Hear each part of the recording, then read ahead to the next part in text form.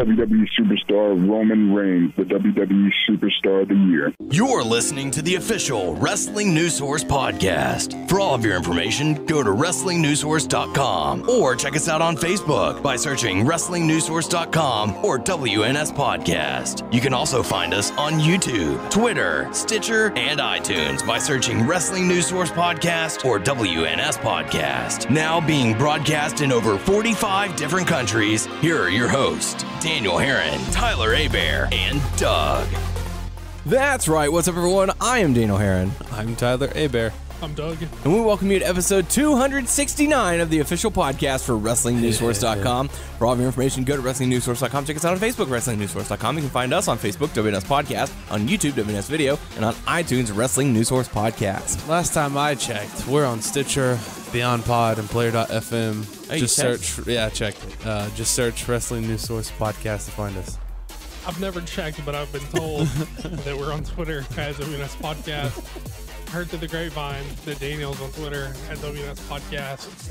Word of mouth. Yeah, word of mouth says Tyler is on Twitter at Tyler_Abear. There you go. So welcome to the show. Have a full show to talk about this week. Guaranteed. Yeah, we're going to fully show it. Yes. We're going to show it all. Fully. Yes. We're going to talk about Raw. We're going to talk about NXT Takeover. We're going to talk about WrestleMania and much more. But first, how you guys doing? I'm doing all right. Yeah? You hanging in there? I'm hanging. Hanging? From the grapevine. You're hanging from the grapevine. That's never a good thing. Doug, how are you? People keep telling me I'm fine, man. Yeah. Is that the word of mouth? That's the rumor that's going around? It's the rumors. Yeah. With a Z. You can't. Oh. Those are pretty legit. How are you doing? I'm all right. I'm a little bit out there right now. Where'd you go? My mind is spacing out, man. Yeah? Yeah, space is the place. Yeah. Yeah. Funky like a monkey. Well, I was pulling up iTunes because I saw that we had an iTunes review. Unheard of. But it also had a question, so I was wondering, should I try and save that for the end of the show, or should we just go ahead and read the questions now in pertaining to the review? Whatever. All right, so let's go ahead and do it. We have an iTunes review from IPHIS Good, I hope. IPHIS Good. IPH Ips. is good. Or IP his good. Anyways, this person, Mr. Good, we'll call him, Okay. give us 5 stars. Maybe a Mrs. Good. Mr. or Mrs.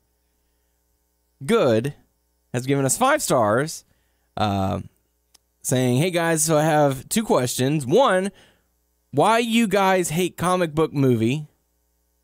And do you play EA UFC 2? So keep up the good show. First, thank you very much for the 5 stars. We appreciate it. Super nice. I love comic book movies. I don't know. Yeah, I don't know which you movie mean. you're talking about. I'm with these guys. I enjoy comic book movies. I don't know if you're... yeah, I'm pretty sure we didn't hate on any comic book movies. Probably Batman vs. Superman. We probably hit on that.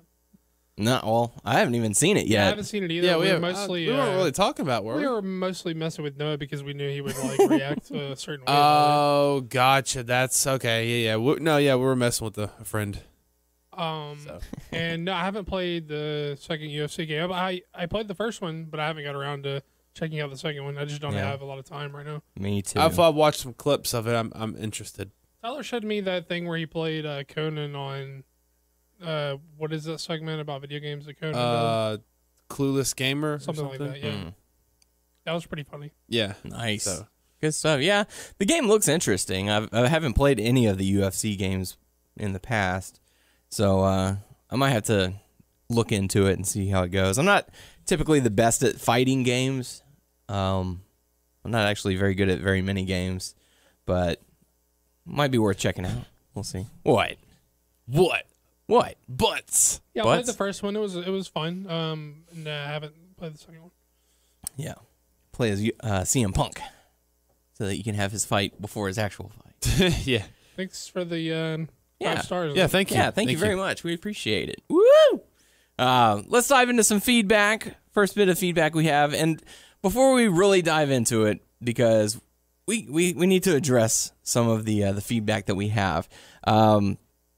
We love that you guys are tuning in and giving us your thoughts and stuff.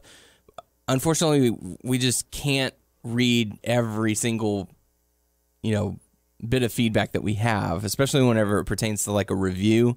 So Canadian War Machine, I apologize. I had to sum up some of what you said. For those of you who are interested, make sure to go to our YouTube channel, WNS Video, go to the last week's episode, and check out all of Canadian War Machine's thoughts on WrestleMania. Same for you, Sonny. I apologize. I just don't want to spend 20 minutes reading someone's, review or summary of an event. Here's the deal. Like Daniel said, we appreciate that you guys look to interact with us, and if you post it on any of our social media, we will absolutely read your thoughts, at least to ourselves. Now, well, sort of, and I guess Sonny and War Machine aren't the first people to do this, but yeah, it's just getting to a point where we have to say we can't go point by point and react to like a whole show review for listener feedback or anything like that. While we appreciate it and we'll read it, it's just not something we can do on the show anymore.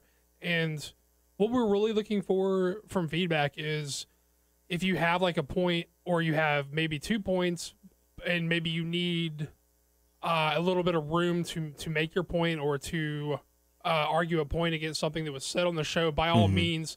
We're not trying to shoehorn you guys into a word count if you're making a point. But if you're doing a full show review, that's really something that maybe if you have a lot to say about wrestling, maybe that's something that you would look to do on your own platform, right? And podcast, blogs, if you're a great writer or whatever. And again, it's not we're not being dicks about it. It's just if it's just we can't go point by point with a whole show review and someone else. Give us bullet points, and we'll go from there. Yeah, I mean, at that point, it's not our show anymore. Right. Yeah. But we do appreciate that you guys look to interact. Definitely. We definitely do. But like I said, sometimes you just sit here and you're reading something for 5 minutes and you're not even halfway done, and it's just, man. But we do appreciate everyone who listens to our show, who comments on our show. Just, make it to where we can get in and out really quick, Wham, bam, thank you, ma'am. Yeah, Tyler's doing the fisting motion. Really good stuff. So first bit of feedback we have is from Ace McSpade saying, great show, guys. Very entertaining. So thank you very much. We appreciate that. Next bit of feedback we have from Micah saying, I was way more looking forward to NXT Takeover Dallas rather than WrestleMania, but I do believe WrestleMania was good. Sounds like your WrestleMania setup is the same as my own for each pay-per-view. Gather my buddies an hour before the show. We go down the card, selecting winners, write it down on a whiteboard. Whatever gets the most wins the night. Still no idea what is the prize. Either way, you guys keep pumping out great shows and being awesome. So thank you. What we do is just make everybody chip in $5, and the winner gets the pot. Yeah. So maybe winner take all. So maybe that's something you would incorporate. Yeah. Yeah. There you go. Money and penis pops. Poor Noah.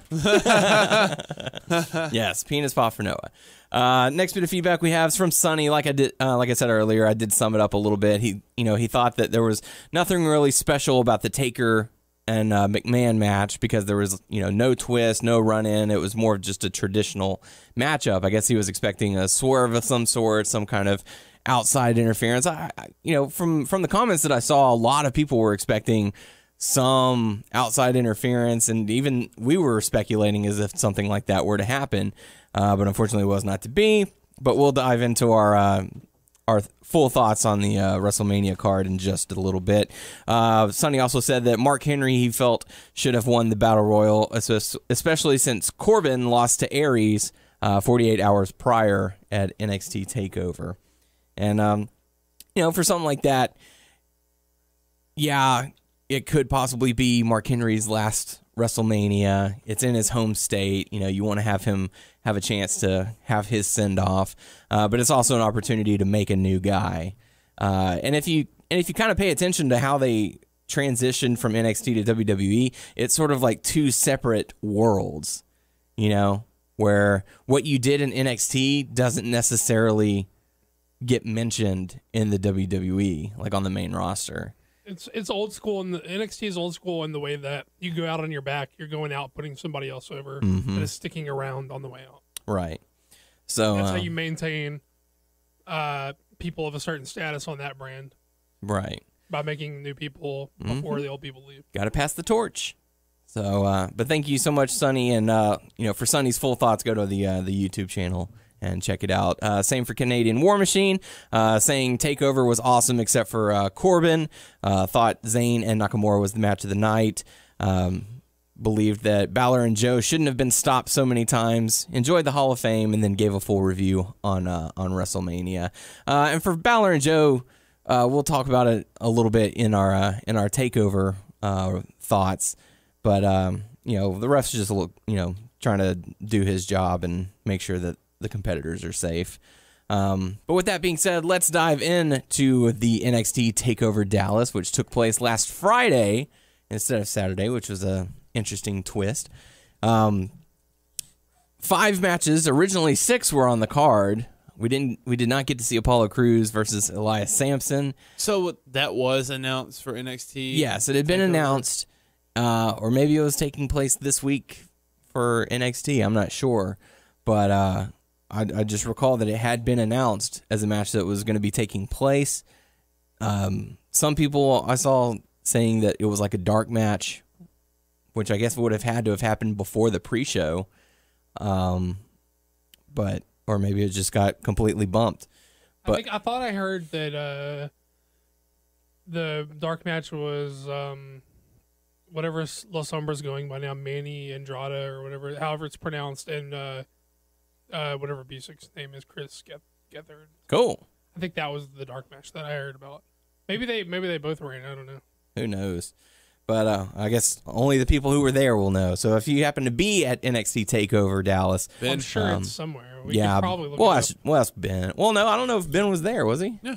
He was? Yeah, he went to NXT Takeover. I don't remember seeing any pictures. Yeah, it was on there. He had pictures. Oh, yeah, that's right. He did. Never mind. I'm done. Yeah, we'll ask him. So let's dive into NXT Takeover Dallas. Like I said, 5 matches on the card. All of them very solid matches. The last 3 were phenomenal. Definitely worth checking out. The whole takeover is worth high praise. The opening contest was the Revival going up against American Alpha for the NXT Tag Team Championship. Wait, they were both dark matches. Okay. Manny Andrade versus Christopher Gerard, and Apollo Crews and Elias Sampson were both dark matches. Interesting. All right, good to know. But yeah, it was tag titles on the line. This matchup was solid. It had a few bumpy points in the road. There were a few miscommunications, a few timing issues that they had. What I've seen of the Revival, and I haven't I watched a few matches. They're good at roughing up a person and making sure they don't tag their partner. Yeah, I've seen that a lot in their style. Yeah. They have a very good style. I don't really know much about them, but I haven't seen a match where I, was like, oh, those guys are awful. So they're putting on solid performances every time they go out the ring. Of course, American Alpha over as hell with the crowd. Doug, what did you think of the matchup? I thought it was good. It was a hot opener. The crowd was definitely into it. With all these teams seemingly moving up, it makes a lot of sense to establish a new top team, sort of reshuffle what's left of the existing tag division. So. Yeah, really good matchup. 2. I was gonna say, well, that's spoilers and stuff for Raw, but there's only 2. That would be 2 tag teams. Yeah, they're in there, right? No, there's 3 because Blake and Murphy. Yeah. Forgot about that. So, but American Alpha does end up getting the victory, becoming the new NXT Tag Team Champions. And if you go back and watch it, go and look at Jason Jordan's facial expressions whenever he wins, because there's so much emotion in it for him winning that first time. I saw the interview after his match, and he was crying. Yeah, it's just pure emotion. That's cool. Just so happy to be an established guy now. And I think he's been in their system for a long time, and that's why it was so like overcome with emotion. Because I think he was in their system even before NXT. Like I think he was an FCW guy too. I believe so. Wow. I think you're right. He's I did not know that. He's probably been grinding away at this for a while, and he's got like some level of success. And I'm sure that's a really fulfilling feeling. So Yeah, and he was waiting for that big break to finally come, and it came in the form of Chad Gable, and them forming a team was the best thing for both of their careers because it has taken them to levels that I don't think either of them were expecting. And it's one of those where you've seen their story begin, and now you see where it is now, and it's just like they've progressed so much, and you can't help but feel happy for those guys because it's genuine and it's real, and it's awesome. And the matchup itself, like I said, really solid matchup. So new tag team champions. Next on the card, Austin Aries going up against Baron Corbin, and I will be the first to admit I'm not a Baron Corbin fan, but I didn't dislike this matchup. He's definitely grown. He's definitely improved in the ring, and Austin Aries, he's solid as it is. You don't really need to put a case out there for him. He'll put on a good matchup, and I think they got the job done tonight, or that night. Sorry. Baron Corbin didn't do the hair pull of doom, or what did you call it? Hair toss. Did not do that. no, The head toss. That's what it's called. he's saving that. That's like that's like when his finisher isn't working, he has to debut like the next level finisher to like surprise people because they're off guard. That's when he debuts that. But yeah, I thought this match was fine. It was not a great performance by Aries, and I thought Baron looked competent. And I mean, when this is the worst thing on your card, I don't think you can be too critical of a show or even this match when this is the worst thing you've got on your show. Right. Because this is solid enough. So. But Austin Aries does end up getting the victory With a roll up. Shocking Baron Corbin. What? How's that possible? Does he still do that? I forgot. What's the name of that move where he does that, like that twisting arm drop? What's it called? Not sure. Or arm drop. I meant elbow drop. Yeah. But anyways, Austin Aries ended up getting the victory. And after that, we got quite a show. Pendulum elbow drop, I believe. That's what he calls it. Good. I believe you're right. The next matchup, Sami Zayn going up against the debut Shinsuke Nakamura. The crowd was absolutely hot for this match the entire ride. I went back and rewatched this matchup, just as good as the first time I saw it. It was spectacular. These guys tore the house down. They told just... I like that, like, when they were showing Sammy's face when he was walking, and Sammy had, like, a serious look on his face, and he's like, I'm ready for this. Let's do this. I'm going to fight, Yeah. Yeah, it was one of those things where, and they even had a backstage interview with Sammy prior to the match where he says, everyone's excited for him to be here, and he's looking to make a name for himself, but it's not going to be at my expense. I have something to prove here, and I'm not just going to let someone walk over me in their debut. And so, fantastic match. I mean, people are claiming this is going to be the match of the year, and as of the moment, it's my top pick because you can go back and watch this match several times and see something you like in every aspect of it. I don't know. What do you guys think? I thought it was very good. I also watched it twice, and I got to admit that I didn't like it. I didn't love it as much the second time. I thought it was a great performance by both guys, but what I felt like they did was rely a lot on atmosphere and the crowd's perception of them as guys more so than trying to tell some like really creative story or something in the ring. And I felt like I'm not saying that's a bad thing or the wrong thing to do. Mm-hmm. I'm just saying that for me on repeat watches, again, I watched it. I don't know. You said you watched it. I watched it twice. You said you watched it 3 times. No, I watched it twice. I watched it twice. So see, to me on repeat viewings, it loses a little bit because you've already seen it. So the atmosphere and just the charisma of the guys is takes a step down the second time you see it. And because they relied so heavily on that, I felt like I wasn't as in love with the match the second time as I was the first time.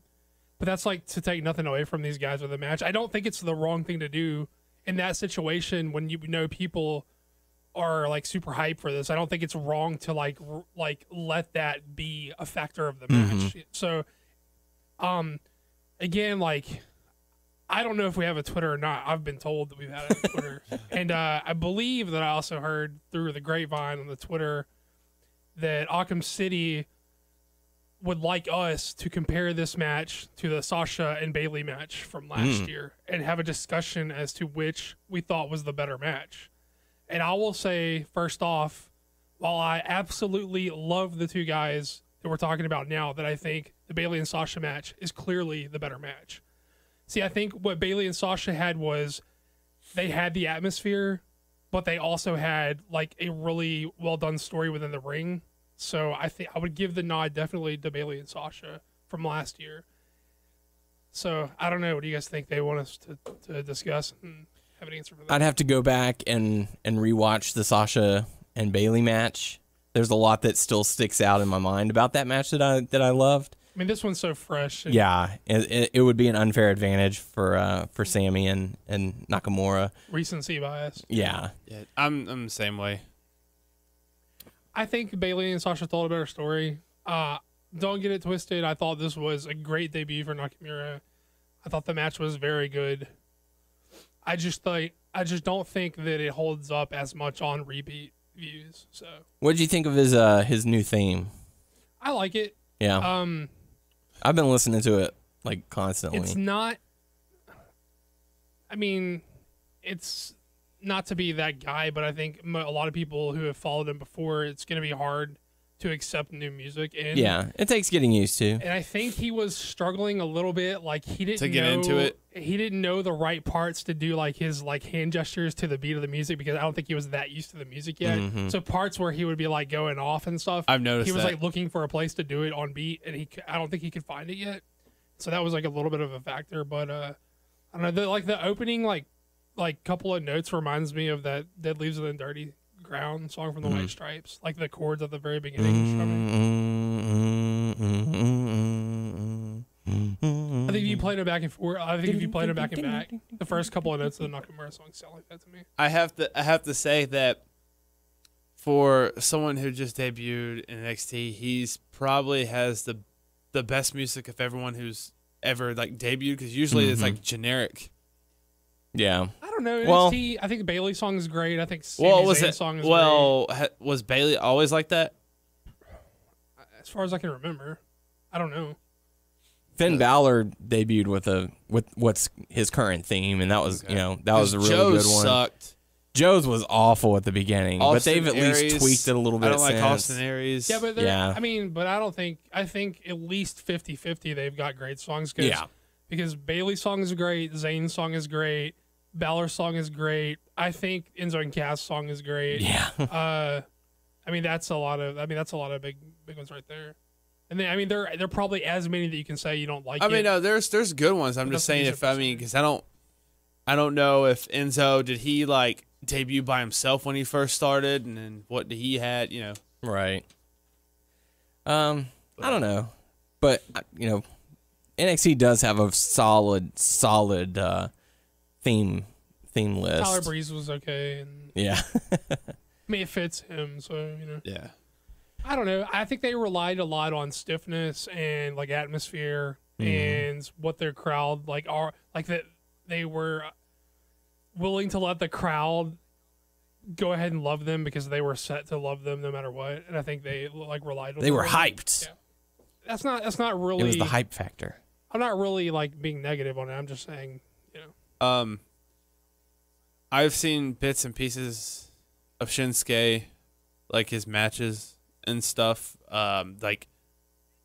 seen moves and stuff, but like I haven't seen like a full match. And I like his, what would you call it, charisma, like all the motions that he like does, like when he's like staring someone down, how he like present himself and stuff, how he like smiles and like how he like just carries himself. I think it's pretty cool. I think they they lifted If you go back and watch from Wrestle Kingdom 9, the match between Nakamura and Ibushi, I think they lifted part of that match and like inserted it here because they did the whole Nakamura's being like a bully dick to Ibushi and doing the head stomp and the ropes thing. And then like they run it back later where Ibushi's like, oh, you think, oh, fuck you, you're not going to bully me. And he turns the table, does the same shit to him. He's like stomping his head and stuff. Mm-hmm. So they like sort of lifted that and inserted it in this match. But I think it worked. So. Yeah.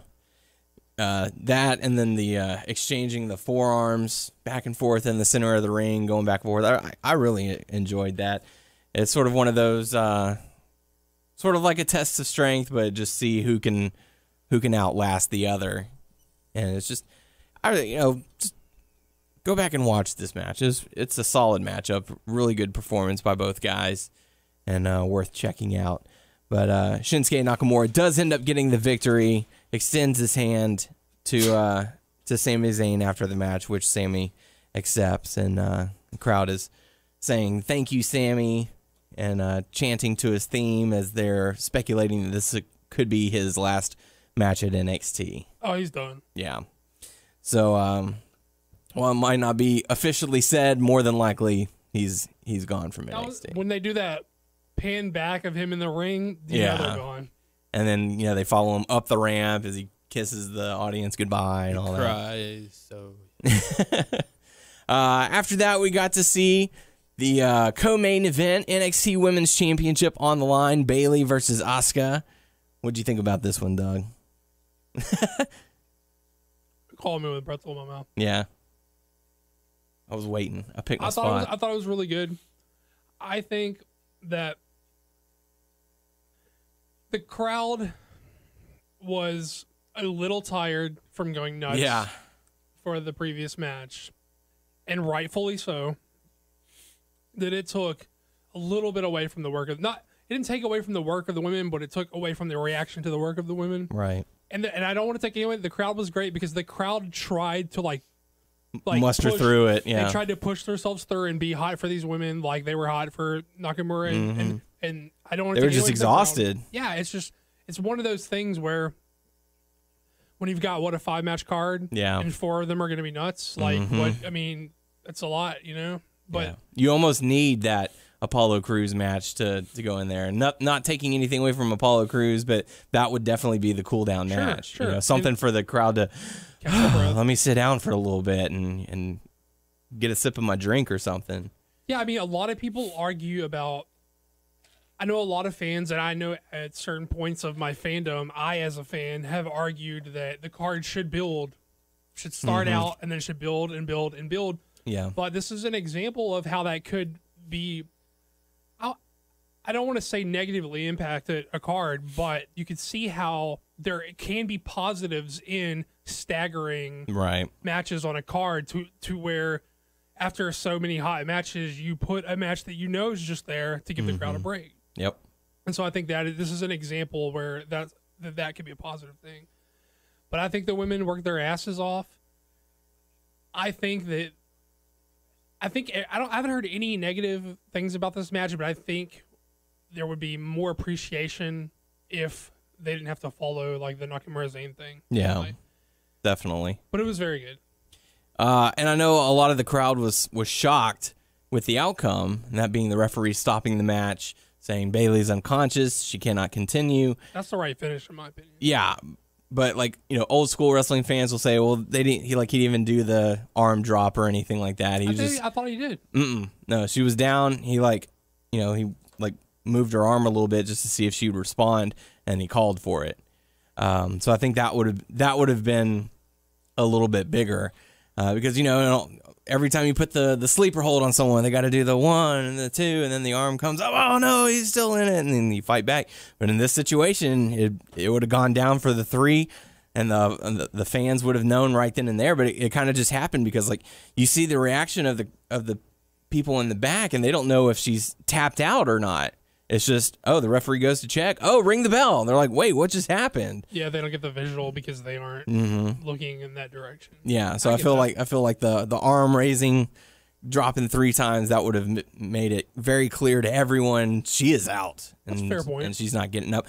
But that is probably the only negative comment that I have seen about that match, and They that's work really hard. yeah. They, I mean, my God, Yeah. like how hungry is NXT? Like they just want to go out and steal the show no matter what match they're in. And I really thought I expected Bailey to be done after this, but she's clearly not gone. From the way they shot the post match stuff, they lingered on her like. I've got unfinished business. Yeah. Here. I don't have a problem with her the pass out. I mean, if you want, I can accept your point. I think it's a completely fair point about the visualization of dropping the arm. But as far as the finish of her just being passing out, I think you don't want like the baby face of all baby faces tapping. That's Right. like a negative thing. She's the She went never out give fighting. up. You're not going to pin me. I'm always going to keep fighting. Like you're going to have to choke the life out of me. And I bet her biggest fan was disappointed. Oh yeah, more than likely. But you know, I liked how she wasn't going to back down, but every time she looked at her and she would get hit, whatever, she looked like cautious, but she was kind of looked like she was kind of scared a little bit. yeah, she was reserved. She's well, okay. No. You know, she's That didn't knock her down. I was kind of expecting it to. What do I do next? But yeah, definitely. You know, this whole show is worth watching. If you don't have if the network, I mean, my God, just cough up $10 or something and go and watch it. Or do the whole free trial thing and then cancel before the month is over. And do it again. And do it again. Yeah, sure. Sign up with a different email address. Yeah. Finding ways of getting free months on the network. What am I doing over here paying for it? Yep. But yeah, Asuka does end up defeating Bayley to become the new NXT Women's Champion. Really solid work from both ladies. And, like Doug said, the crowd was just exhausted. So don't let that take into account on the match because the match itself was solid. But the main event, NXT title on the line, Finn Balor versus Samoa Joe. A lot of people were talking about Finn Balor's entrance. I'm not sure. Like, I get it. I understand what he was going for. He's doing the Texas Chainsaw Massacre. Because they're in Texas. Yes. Something. But it's too fresh on the mind of Dean Ambrose being given the chainsaw. So it's like, what's the deal here? So I would think that threw some people off. It did me. It made you question it. Made me question a little bit. And then I was like, oh, yeah, Texas Chainsaw Massacre, of course. But the match gets underway, less than 30 seconds. Samoa Joe headbutts, or, they butt heads, and Joe gets a vicious gash it's either right over his eye or right under his eye. I can't remember where it was. They never really showed it up close, but he was bleeding all over the place. The referee had to stop the match several times throughout that to try and get the trainers over to him and try and get the cut or the blood to at least stop. The crowd was booing. The crowd went, nuts over it. But it's one of those things where, you want to take precautions. You don't want that eye to swell up too bad. You need to take care of it as soon as you can. Like, I know it slows down the momentum of the match, but as soon as the ref got out of the way, they went right back at it. So, in my opinion, it kind of added a little bit to the match of saying Joe's not wanting to have his eye cleaned or anything like that. He just wants to win. But I don't know, Doug. What do you think? I thought it was very good. I thought this was like the best Samoa Joe performance in like 10 years. He looked determined. He looked very motivated. And I can't recall a time that I've seen Joe this motivated in a long time. Like even during the introductions when he's just standing there and just getting ready to, whether it be part of his character or not, you can see it in his eyes. He's focused and, I think he's happy where he is now in his career. Yeah, I mean, I thought he clearly was working hard, and I can't remember a time that he's looked this good in a long time. As far as the cut stuff, I thought you can get away with that once or twice, but as many times as they went to it, I really feel like it did ultimately hurt the match.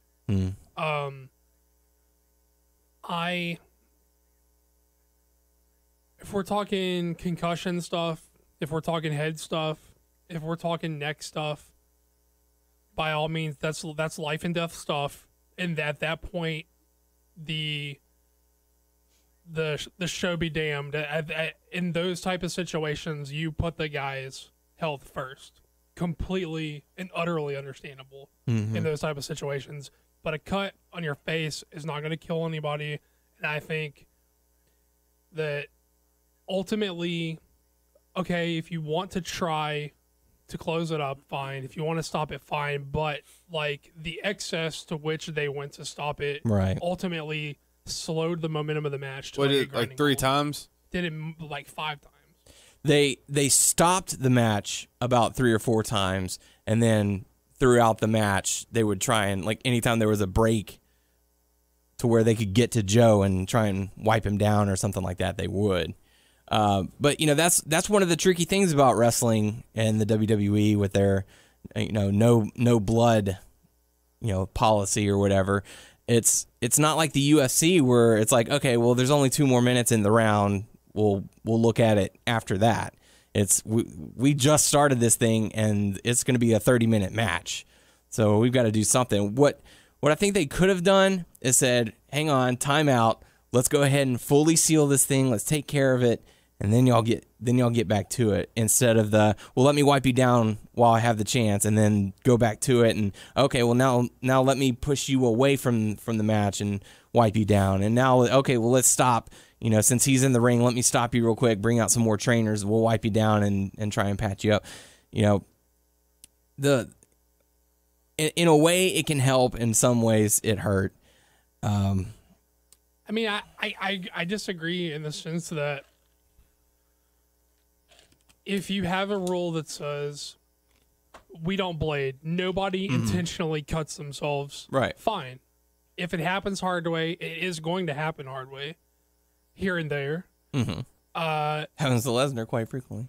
Well, there are some guys, as we know, that are above the rules. Guys like Triple H, guys like Undertaker, they have the clout and they'll pay the fine.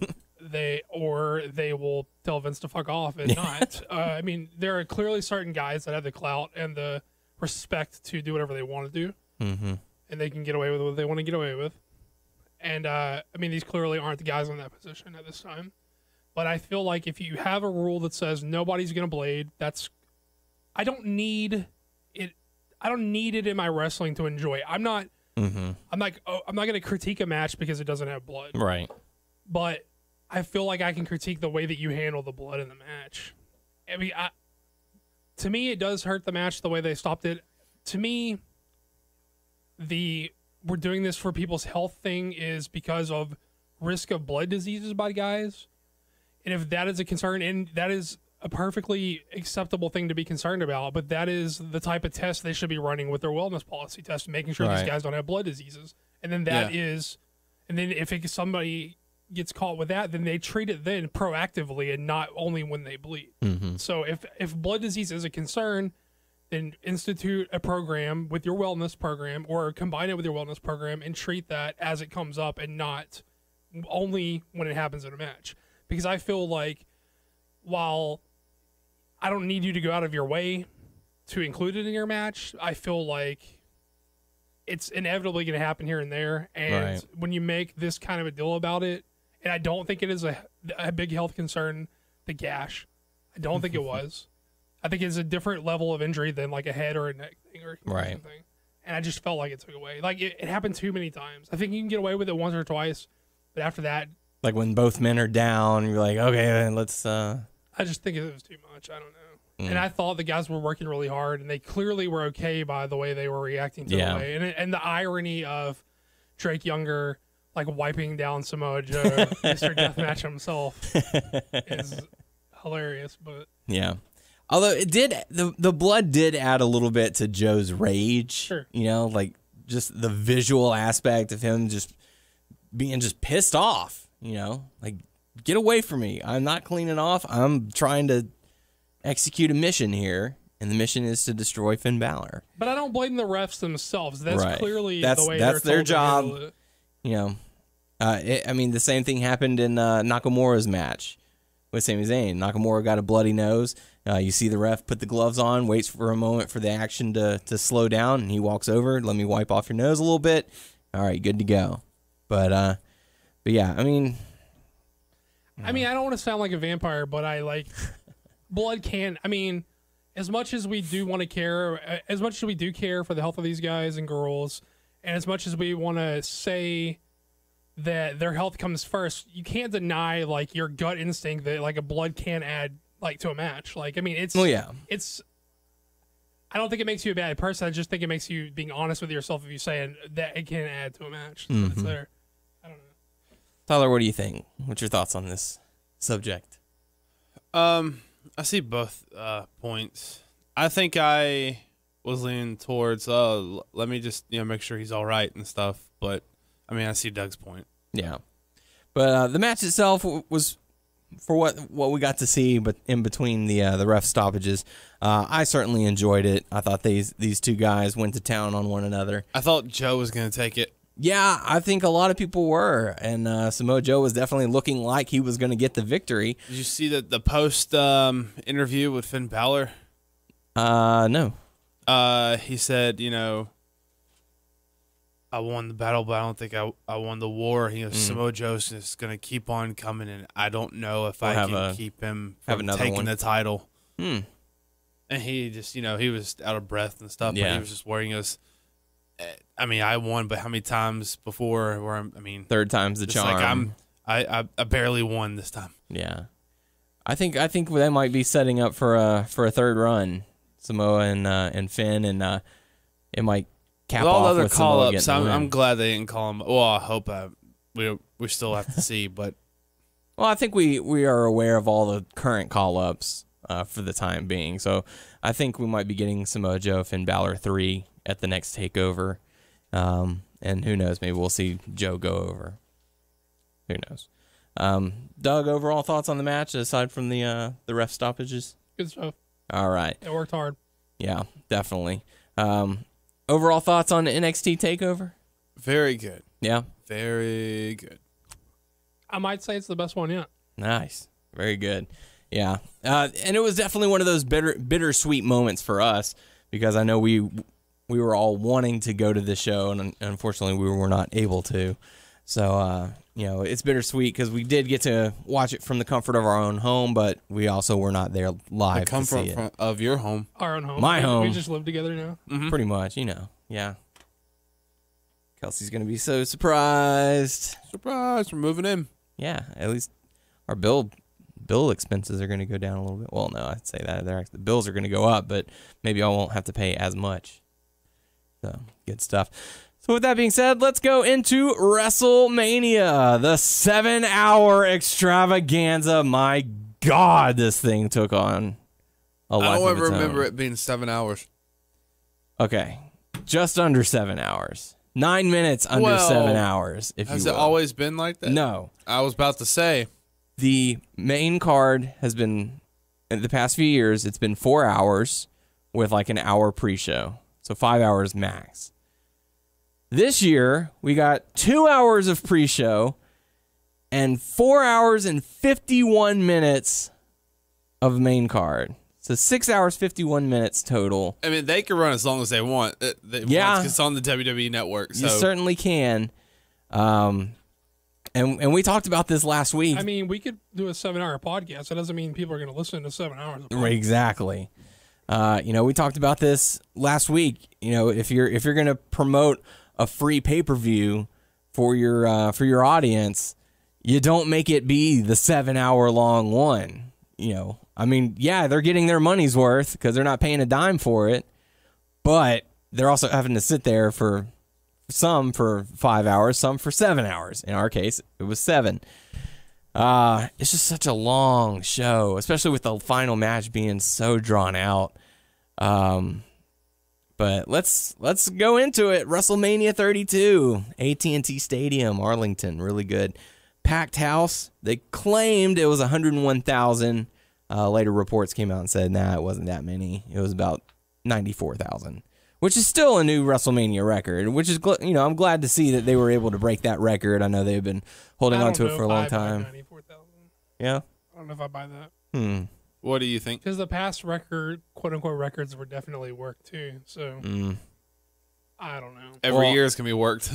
Well, I believe AT&T Stadiums came out and said it was between 93 and 94, something like that. It would have been higher than the previous record. There might be that many people in the building, but I don't know if that many people were paid. Well, I think that's what they said, how many tickets were redeemed. I don't know. There's no telling. Did you guys see the video of I the... for sure don't believe it. What? Did you guys see the video of the fans all crammed in that long hallway, waiting for the gates to open to go into the stadium? No. Oh, Who man. was talking about somebody said something about them, like not opening the gates early Yeah, enough? there were which was one of the reasons why, the pre-show had like no one in the seats. Apparently they were late to open the gates. There weren't that many staff on hand to help out with stuff. And it just became a nightmare. But Someone's getting fired. yeah, we'll talk to Ryan about it because he did go to WrestleMania. Should have got a live report from him. Yeah, definitely. But What were we thinking? well, maybe next year we'll learn from our mistakes. Maybe we don't have anybody to give a live report next year. I'm sure we can get someone. But yeah, we had three. We had 3 pre-show matches. We were originally thinking it was 4, and then come to find out, the Andre the Giant Memorial Battle Royal has been moved to the main card. And I originally thought that Kalisto had been bumped up to the main card and was going to be the opener, but it ended up being the opener for the pre-show. So we got to see Kalisto versus Ryback. To me, the best part about this matchup was Kalisto's entrance and his headgear.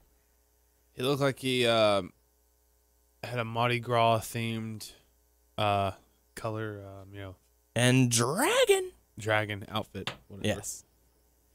So, I don't know. Doug, what did you think about the matchup? It was fine. Yeah. Nothing. I mean, it was on the pre-show. What do you really expect? Kalisto does end up getting the victory over Ryback. And we saw neither of these guys on Raw the following night. So. Well, we saw a lot of people not on Raw. Yeah.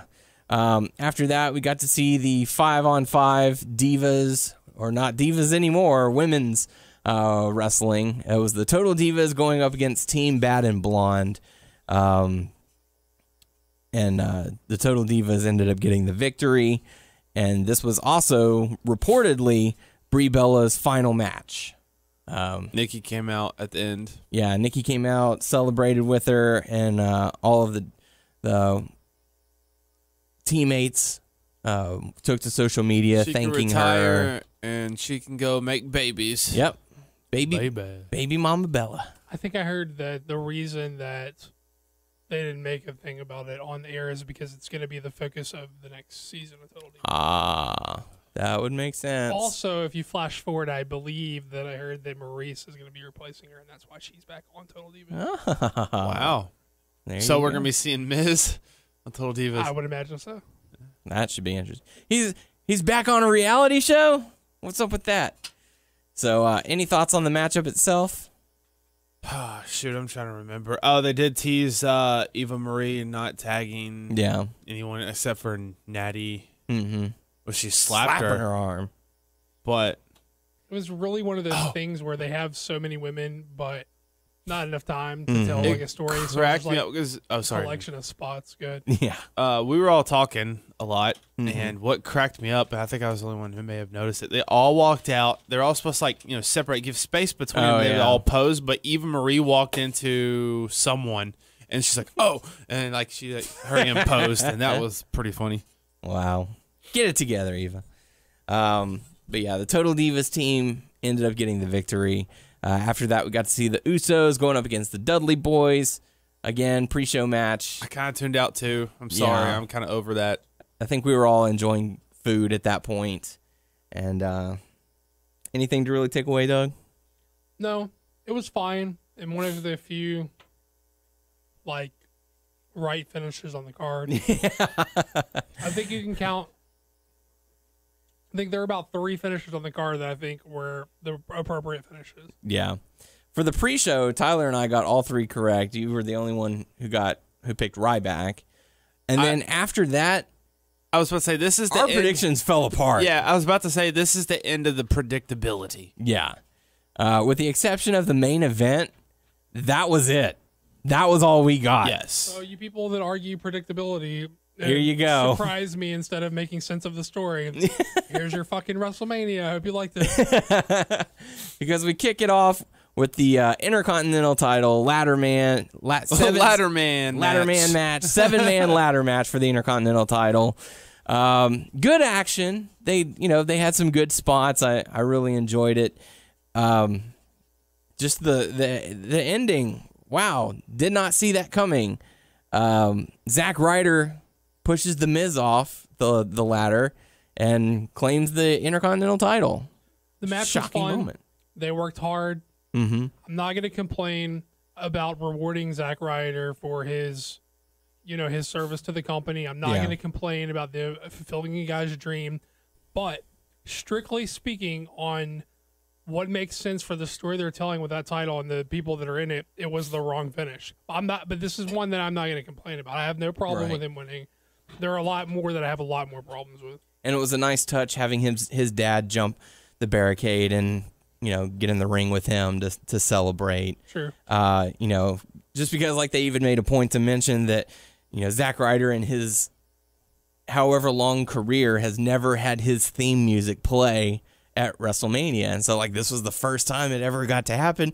And then not only that, he wins the Intercontinental title. So, but and not to flash forward too far, but just the discussions that we were having on the day of WrestleMania before Raw had happened and we saw how things were going to play out. A lot of the discussion was this guy got himself over. Mm-hmm. He was one of the most over guys on the company on his own. And they didn't want to touch him then. And now, out of nowhere, where he's had no momentum whatsoever, they decided to put him over. Yeah. So there was a lot of confusion at that point in time. Before we knew, it was just going to be a tip of their hat to him and let him have his moment. Yeah, thing. Here's your moment. Thanks. Yeah, now go. Back of the line. Yeah. We'll see you on the next installment of Z True Long Island Story. Sure. Or a SmackDown spoiler. Yeah. But we'll talk about that a little bit later on. But Zack Ryder, your new Intercontinental title. Man, I cannot talk. Ladder man match. He's the new champion. Intercontinental title. Whatever. I like ladder man match. You guys think he'll have a lengthy title run? Nope. Yeah. We'll see. We'll see. Yeah. All right. After that, we got to see Chris Jericho go up against AJ Styles. I'm still pissed. Yeah, why are you pissed? I put my 11 on that. Yes, you did. Motherfucker. Did not work out for you. This is Triple H and Sting all over again. The evil invading AJ Styles of TNA going up against the savior of WWE, Fandango beat Chris him Jericho. At WrestleMania, why couldn't AJ? Because Fandango is WWE made. Suck it.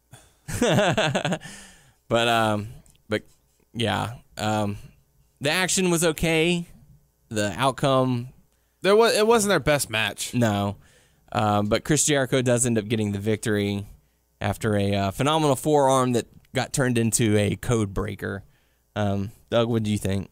I like the match other than the fact that Jericho kicked out of every finish that AJ had. He kicked out of the calf cutter, kicked out of the Styles Clash, kicked out of the springboard 450. To me, that's bullshit. That's killing all of his finishes. Mm-hmm. But Just don't have him hit those if he's gonna if he's gonna kick out one, you don't kick out of all three. Right. Well, I guess you don't kick out of the calf cutter, but you know what I mean. Yeah. Basically killed all his finishes. But at the time, I thought it was like a pecking order thing, hey, Jericho's our guy, so clearly he's going to go over at Mania. I have less of a problem with it. If you go up to Raw, it's a little bit harder to be critical of it once you take into account what happens on Raw. But yeah, I don't know if it's planting unfinished business for maybe a future title thing or what. But even that seems unrealistic, so I don't know why. Yeah. What was the final count on the series? He beat Jericho twice, and Jericho beat him twice? I think so. So they just wanted to go 500 on it? Yep. Okay. Draw. Typical WWE booking. You win one, then you lose one. Then you win one, then you lose two. Then you win two, then you lose one. So you end up at 500. So that's okay. No, wait, did AJ win 3? I I don't think so. I don't know. I can't remember. I don't care to Someone remember tell that far us. back. Yeah, someone get on the stats on that. After that, we got to see the New Day make I think he might have won 3 because he beat Jericho, and he's like, if I can't beat you, I'll join you. That's sort of how they have the tag team, maybe? I don't know. No. I have not seen a lot of the programming from this time period, so I'm guessing. And It's pure speculation. But after that, we got to see the New Day going up against the League of Nations. What were y'all's thoughts on the New Day's entrance?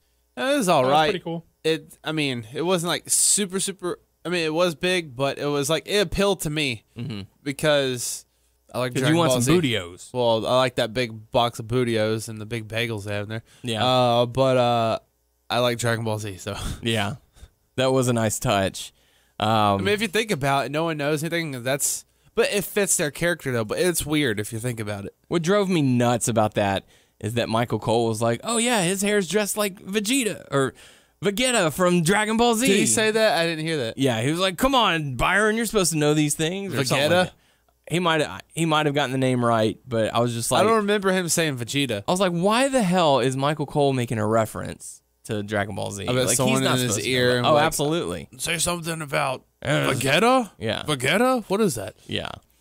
But I saw a video of someone who was at WrestleMania filming from an odd angle, and it shows the stage hands lifting the box and tumping it over, and then you see the New Day run into the back of the box, and then come out the front of the box. So it was like they could have done that a little bit differently, like been a little more discreet about it. But whatever. Who am I to judge? Turned into be a 3-on-3 tag match. The League of Nations going up against the New Day. Another one I lost. Yeah, and to be honest, I don't remember a whole lot about this matchup. I don't think we were very much into the match. Yeah, and what was crazy This might have is been when the I pizza was arrived. actually thinking about League of Nations winning at first, and like I think I was like, "Oh, you make a good point about New Day winning." And I was like, "New Day." Well, no, I had actually said I feel like this is one of the matches where you can have a heel win because the titles aren't. Who did I listen to then? The Was it titles weren't on the line, and there's no implications. So why not just have the League of Nations? Because the New Day was going to get the cool entrance, and so you could just give the League of Nations the win. I listened to someone else. Must have been Doug. Yeah, I got it wrong, but I booked it right. Yeah. I don't No, fucking- yeah. Good point. Good point.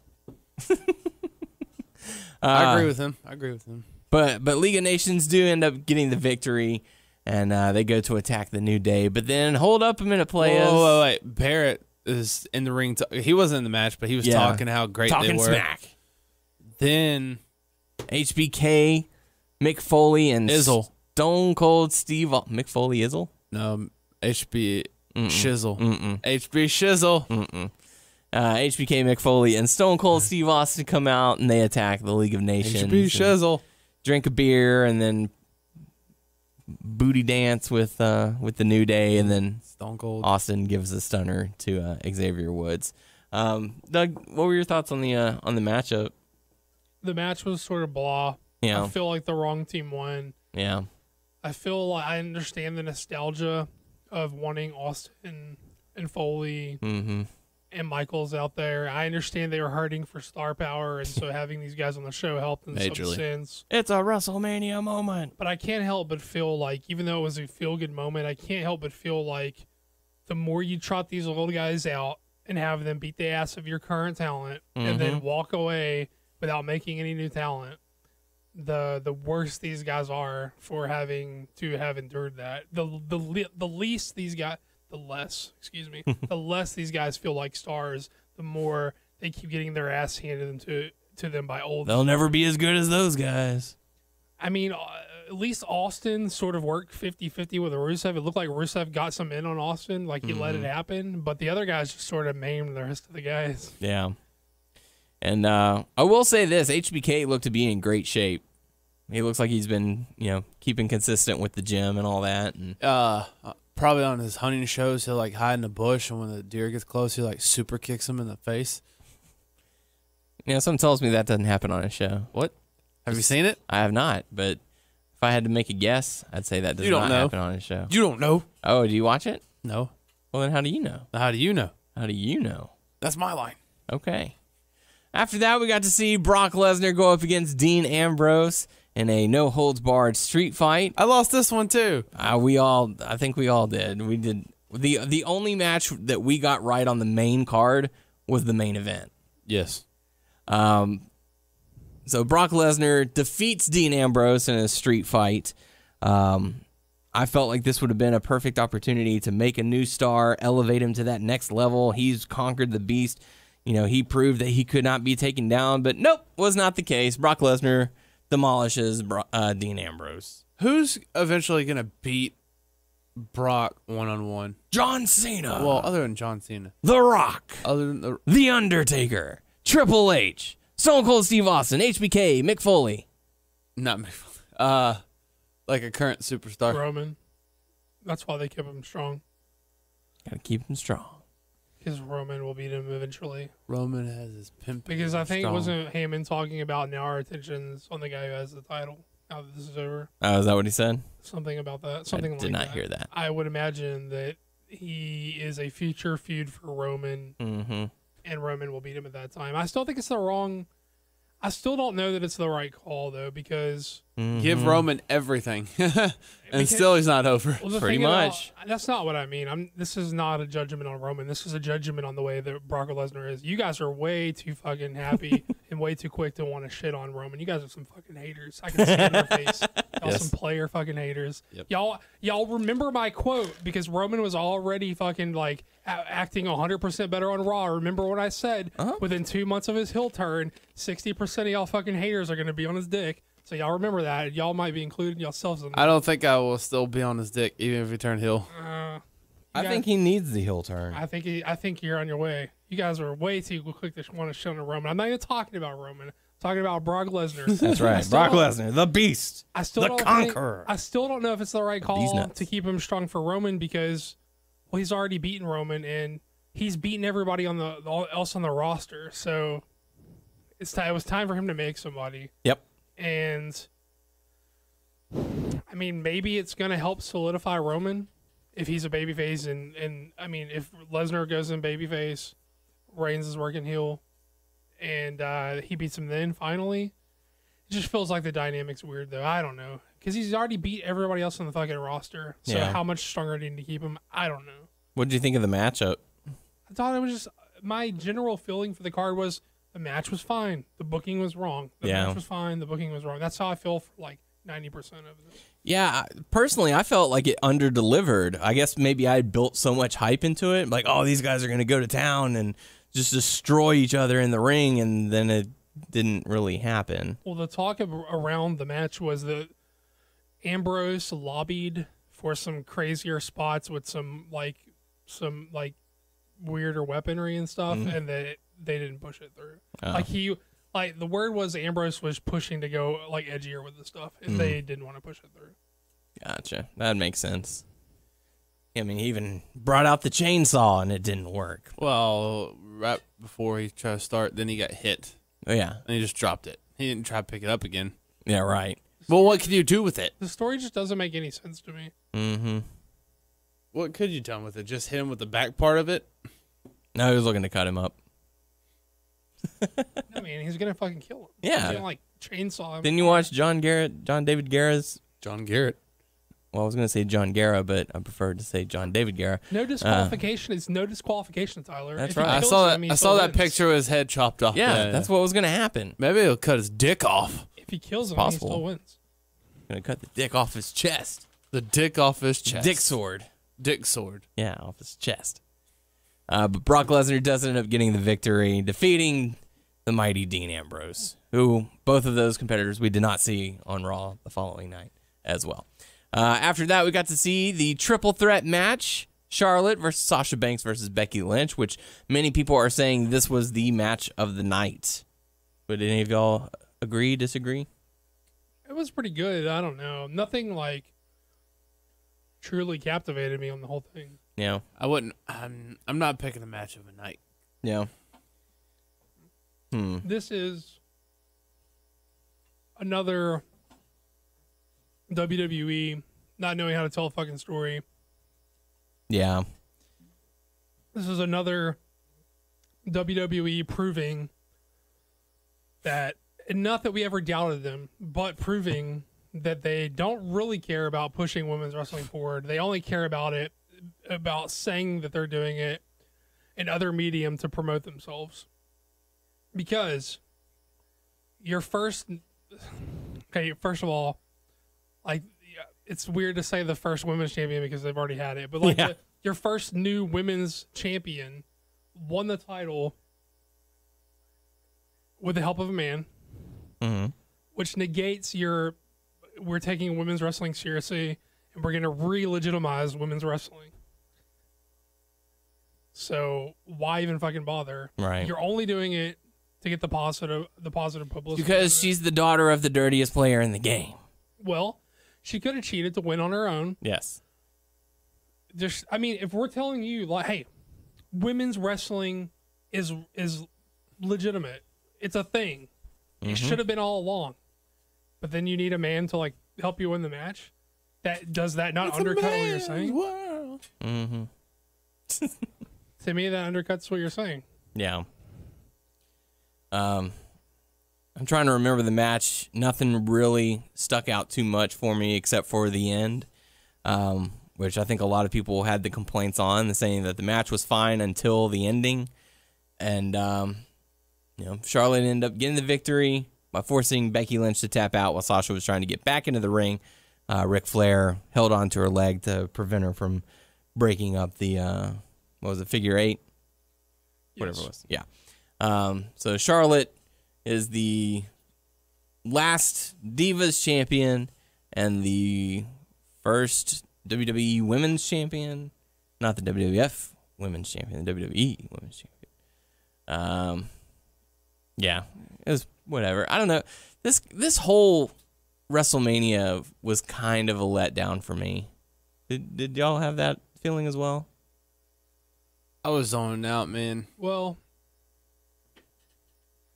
yes. I mean, to be honest, yes. I felt like they tried to stretch what they had too thin by going 7 hours. Yeah. What they had, they didn't put a lot of care into making the stories that they've been telling make sense. I don't know. I don't know what else. Because in the final few days, I actually started to get excited about the card. I was like, okay, there's at least 3 or 4 matches that I think are going to be, buzzworthy. They're going to be really, oh man, did you see that match? And I felt like all of them under-delivered. I was not impressed by very many matches. Maybe it's because I had watched NXT Takeover like 2 days prior. And so I was like, oh, they're going to have to live up to these expectations. And it did not. No, I don't think that's a fair thing to say because I didn't look at this card. I watched NXT and said, great night of wrestling. I can't wait for another great night of wrestling. I did not look at WrestleMania and go, this sucks in comparison to NXT. I looked at WrestleMania and said, this sucks. Yeah. There is a difference. Okay. That's what I wanted to know. Like, was it a letdown? Did it suck? Was it awful? Was it good? Was it great? Was it fantastic? I mean, it's just, I don't know. I think being there just with friends, that was a fun part. Yeah. But like the company that we had was a good time, but the card itself, a lot of us were kind of zoning out, in and out of it. And I wasn't zoned out. I was just like, this is I was not great. yeah. Well, no, at the end I was zoned out more than anything. Yeah, definitely. The next matchup we got to see the Hell in a Cell matchup between The Undertaker and Shane McMahon. And like we mentioned earlier in the show, a lot of people were expecting some swerve, some interference, something to happen. We got 0 bit of that. It was just a traditional one-on-one matchup inside Hell in a Cell. They had a really cool spot with Shane McMahon jumping off the cage. But other than that, Noah wanted Shane McMahon to die. Yes. I felt like this matchup was really slow paced because I don't know. It's just I did not enjoy this matchup. I enjoyed the spot where he jumped off the cage, but that was about it. I know you loved the part where he had the bolt cutters and he cut the fence. Let me tell you. And then he got put through it. That was fantastic. Yeah. I didn't understand the psychology behind that. Mm-hmm. Like, what was he planning to do? Maybe even if his body hit that, it wouldn't have gone through it. That's why he was trying to loosen it up. What did he hope to do by cutting his? Maybe he was going to throw put the Undertaker into it. Yeah. And he falls over. I guess. Weak. Shane worked way too 50-50 with the Undertaker. Mm-hmm. Undertaker should have took like the majority of the offense of the match. Right. And Shane should have got his spots by doing ridiculous, desperate things like jumping off the cage. Mm-hmm. I didn't love the match.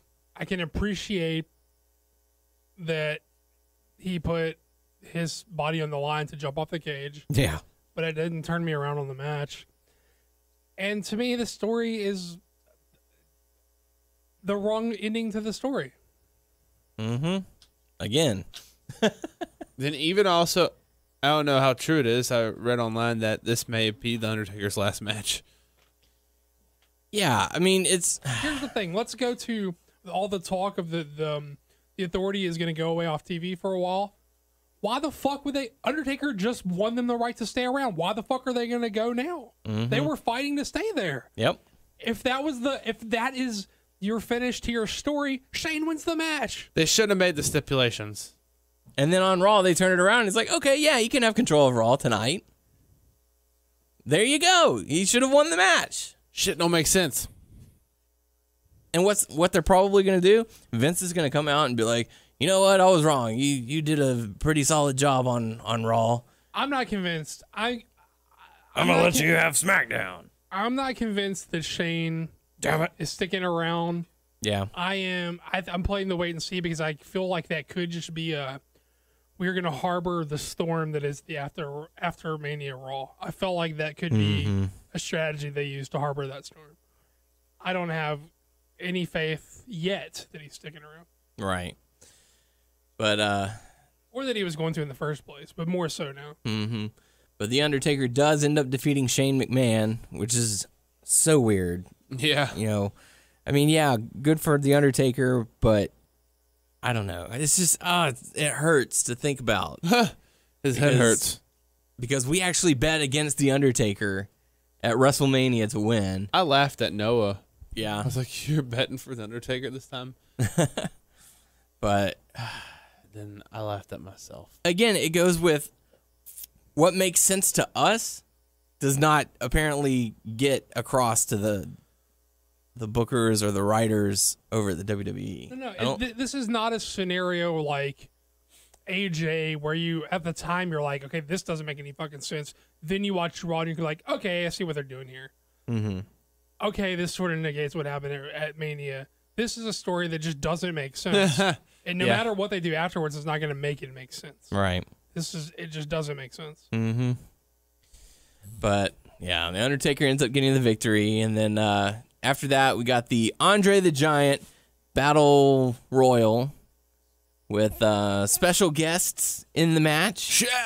Shaquille O'Neal, Tatanka was there, DDP was there, Baron Corbin was there. And it was quite the surprise to see the outcome of the match. I'm completely and totally fine with Corbin winning. Yeah. I felt like I thought Shaq was going to take it when he came out. Oh, yeah, Shaq's winning. No. Like, it makes me wonder, are they going to do anything between Shaq and the Big Show, like, later on? Like, maybe I would think they would capitalize. Like, do like a SummerSlam thing, because that's like their second biggest show of the year. Why not?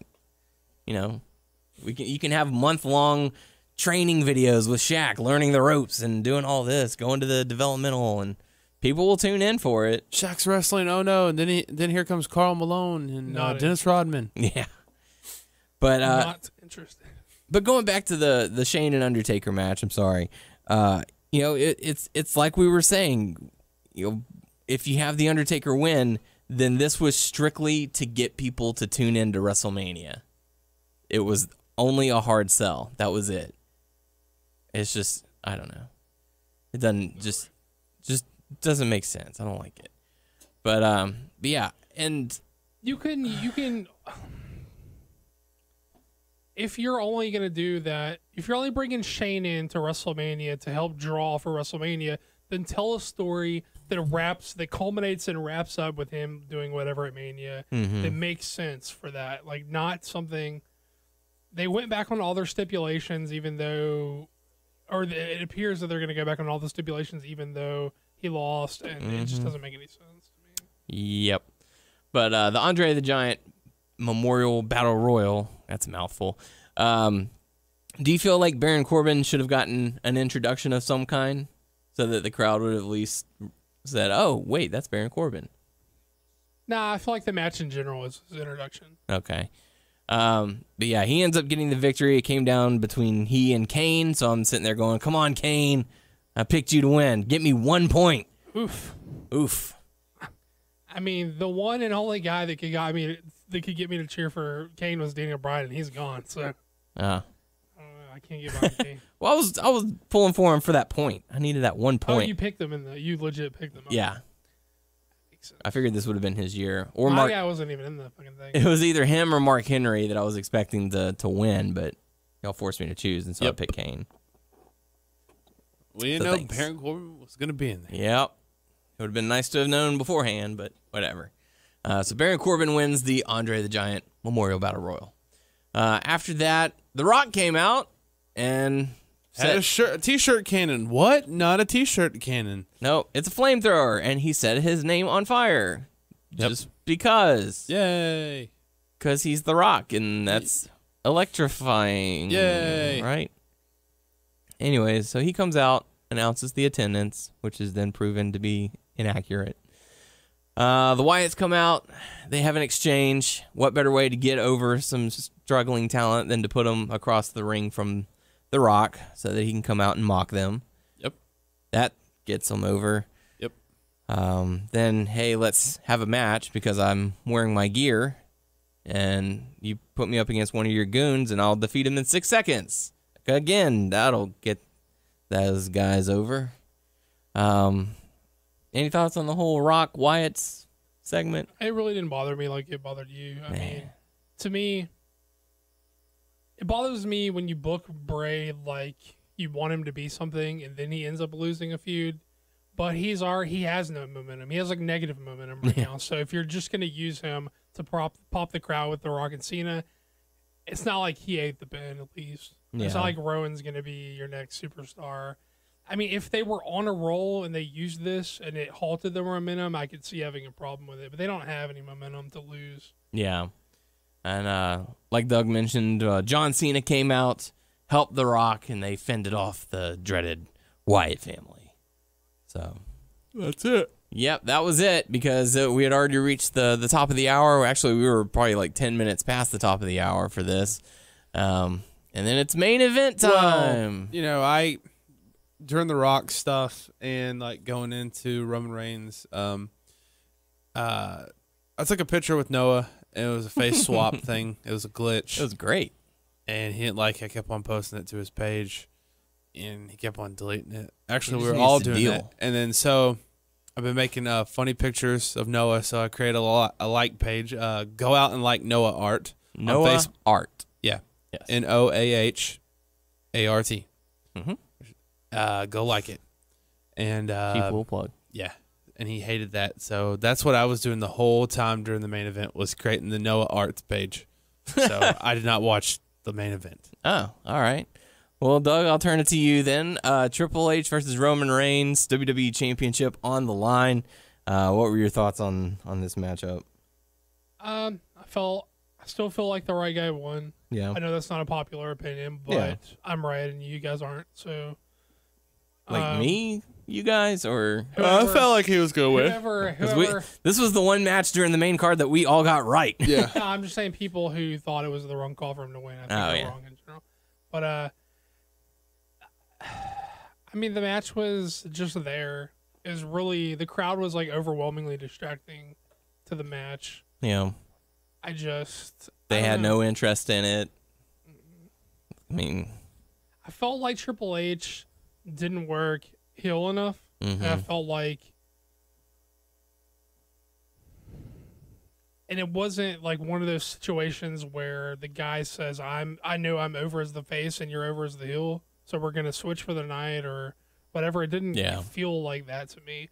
It just felt like the intentions were to still see the Roman looks like he's going to turn stuff came after. I didn't get that impression at WrestleMania. I felt like that switched on the reaction that they thought they were going to get but hadn't got yet, and so then they adjusted from there. But I feel like the intent at Mania was to still get him over as a babyface. Yeah. He still worked like a babyface.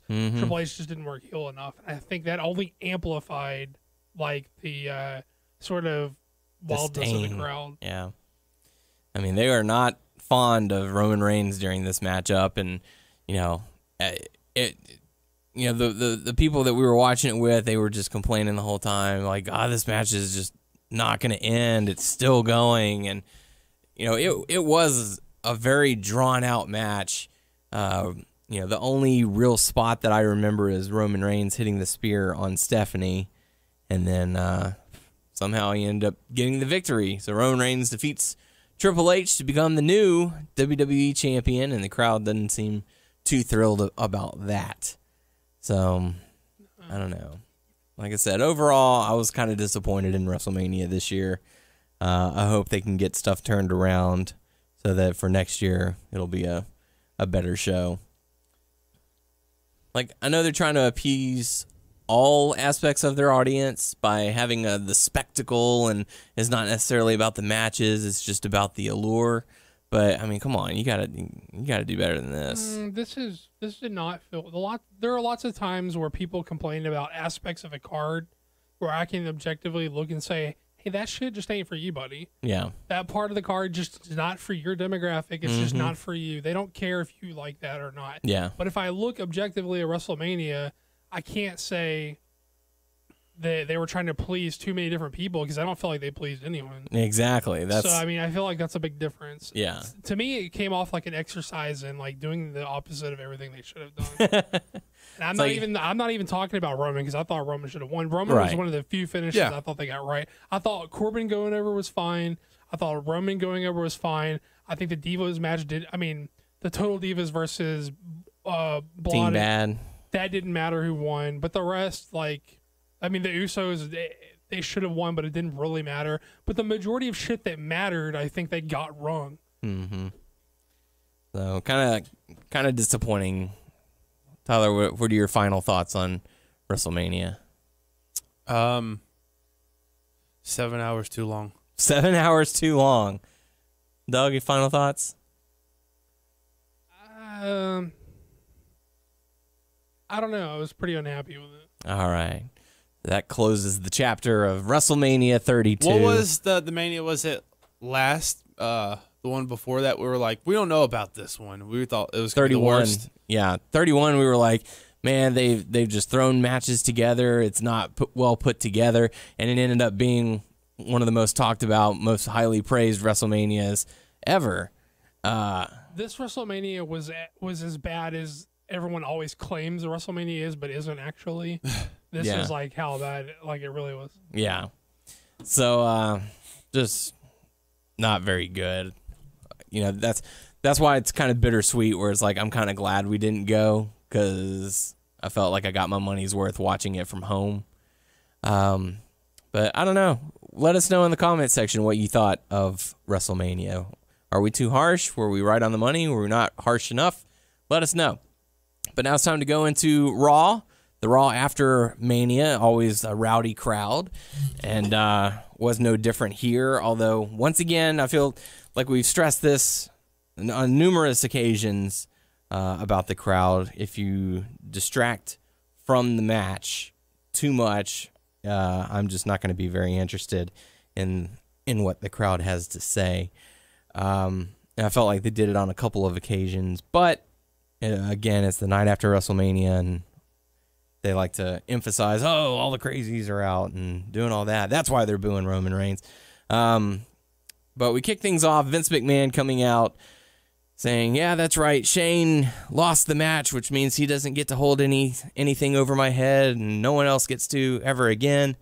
And Shane McMahon comes out and says, hey, I just wanted to shake your hand. I lost, Hey, please explain to me how Vince came out, got overwhelmingly cheered. People were doing the bow down to Vince thing. Like a lot of people were doing like the bow down to God Vince thing. Yeah. But They were even singing his theme. all those No people, chance. all those people are the same people that are like, "Hey, Vince is fucking getting it wrong. Yep. Vince is fucking it up." Yep. And even in the kayfabe sense of the story, Shane is the guy who's bringing you the change you want. And they, Yep. and they did, and it's not they didn't shit on Shane. I'm not saying, but the guy opposing Shane is Vince. So in real life, they have a problem with Vince does. In the storyline, they have a problem with Vince does. But they just, I don't understand. They the idolize reaction. the character of Mr. McMahon. So I don't understand the reaction. I don't either. Weird crowd. Yeah, definitely a very weird crowd. But Shane does come out, gets a very big pop, and says, "Hey, congratulations, you won. Just wanted to say thank you to all the fans who supported me. See you later."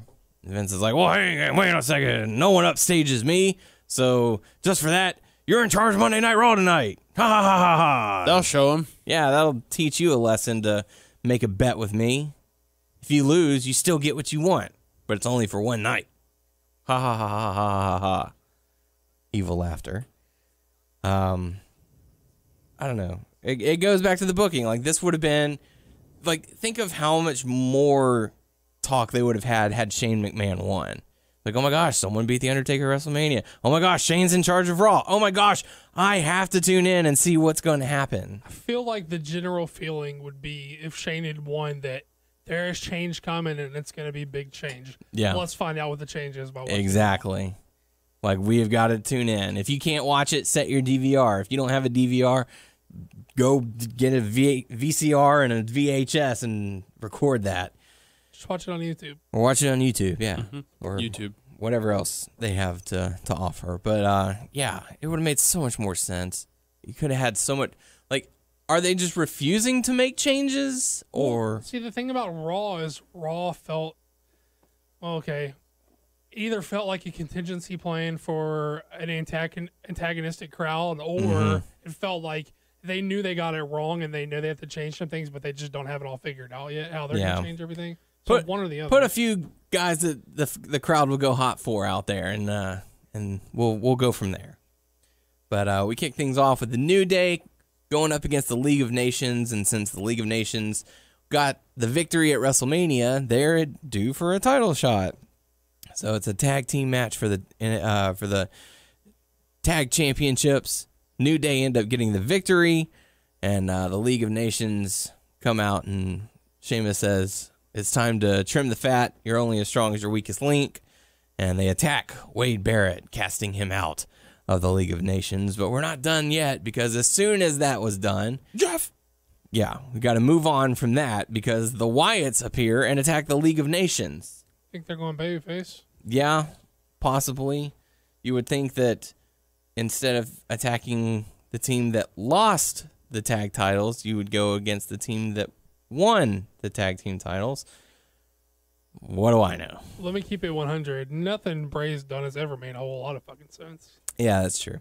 So I will attack whoever I want to attack, whenever I want to attack. I mean, is that the mindset that he's going to have? I'm just going to attack whoever, whenever, or we're attacking the League of Nations because they're bad guys and we want to be good now? I don't know. I don't know. Do you get the impression that they are going babyface, or do you get the impression that was put there to combat the crowd? I don't know. No idea. Weird. Yeah, it was very strange. After that, we got to see Summer Rae cut a promo saying, "If I were in charge of my team, we wouldn't have lost last night. And at least I didn't lose like Sasha Banks, haha," or something along those lines. I thought it was fine. You guys are being hard on this. I am being hard. It's because I'm tired and I didn't really enjoy this Raw, I guess. But Sasha Banks comes out. They have a match. Sasha Banks ends up getting the win via submission. Anything else to take away from it? No, not really. Okay. After that, we got to see the Raw debut of Apollo Crews, NXT superstar. Surprising. Yeah. To me, at least. Yeah, I didn't think he would be called up, and then also I didn't think he should have fought Tyler Breeze. He has felt to me like a guy who hadn't found his footing in NXT yet. a guy obviously with some potential and some talent, but has not yet found his groove. So I was surprised to see him brought up. I don't know. As was I. Is he replacing Neville? That's what I'm thinking. Like, that's kind of the vibe that I got. It's like, oh, he's there to be the the flips and tricks kind of guy. I mean, he Neville's can flip, but no one can really flip like Neville can flip. Right. His thing is the muscle guy who can do the flip, but he can't.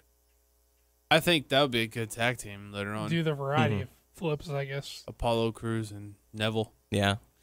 But Apollo Crews gets the victory over Tyler Breeze. I don't know. I'm just always bummed that Tyler Breeze gets the shaft. Well, I know someone has to be in that role. Yep. That's exactly right.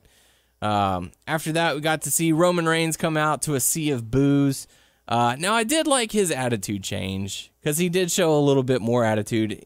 His promo wasn't long-winded. He was short, sweet, to the point. He comes out and is kind of like teasing the crowd. Oh, come on, guys. I'm not the bad guy. I'm also not a good guy. I'm the guy. So it's kind of like a, whether you like me or not, I'm the man. Deal with it. So kind of a little swagger, kind of cockiness to it. And he said, I talked to Shane backstage, said I can challenge anyone I want. So if you want a shot at the title, come on out and get it.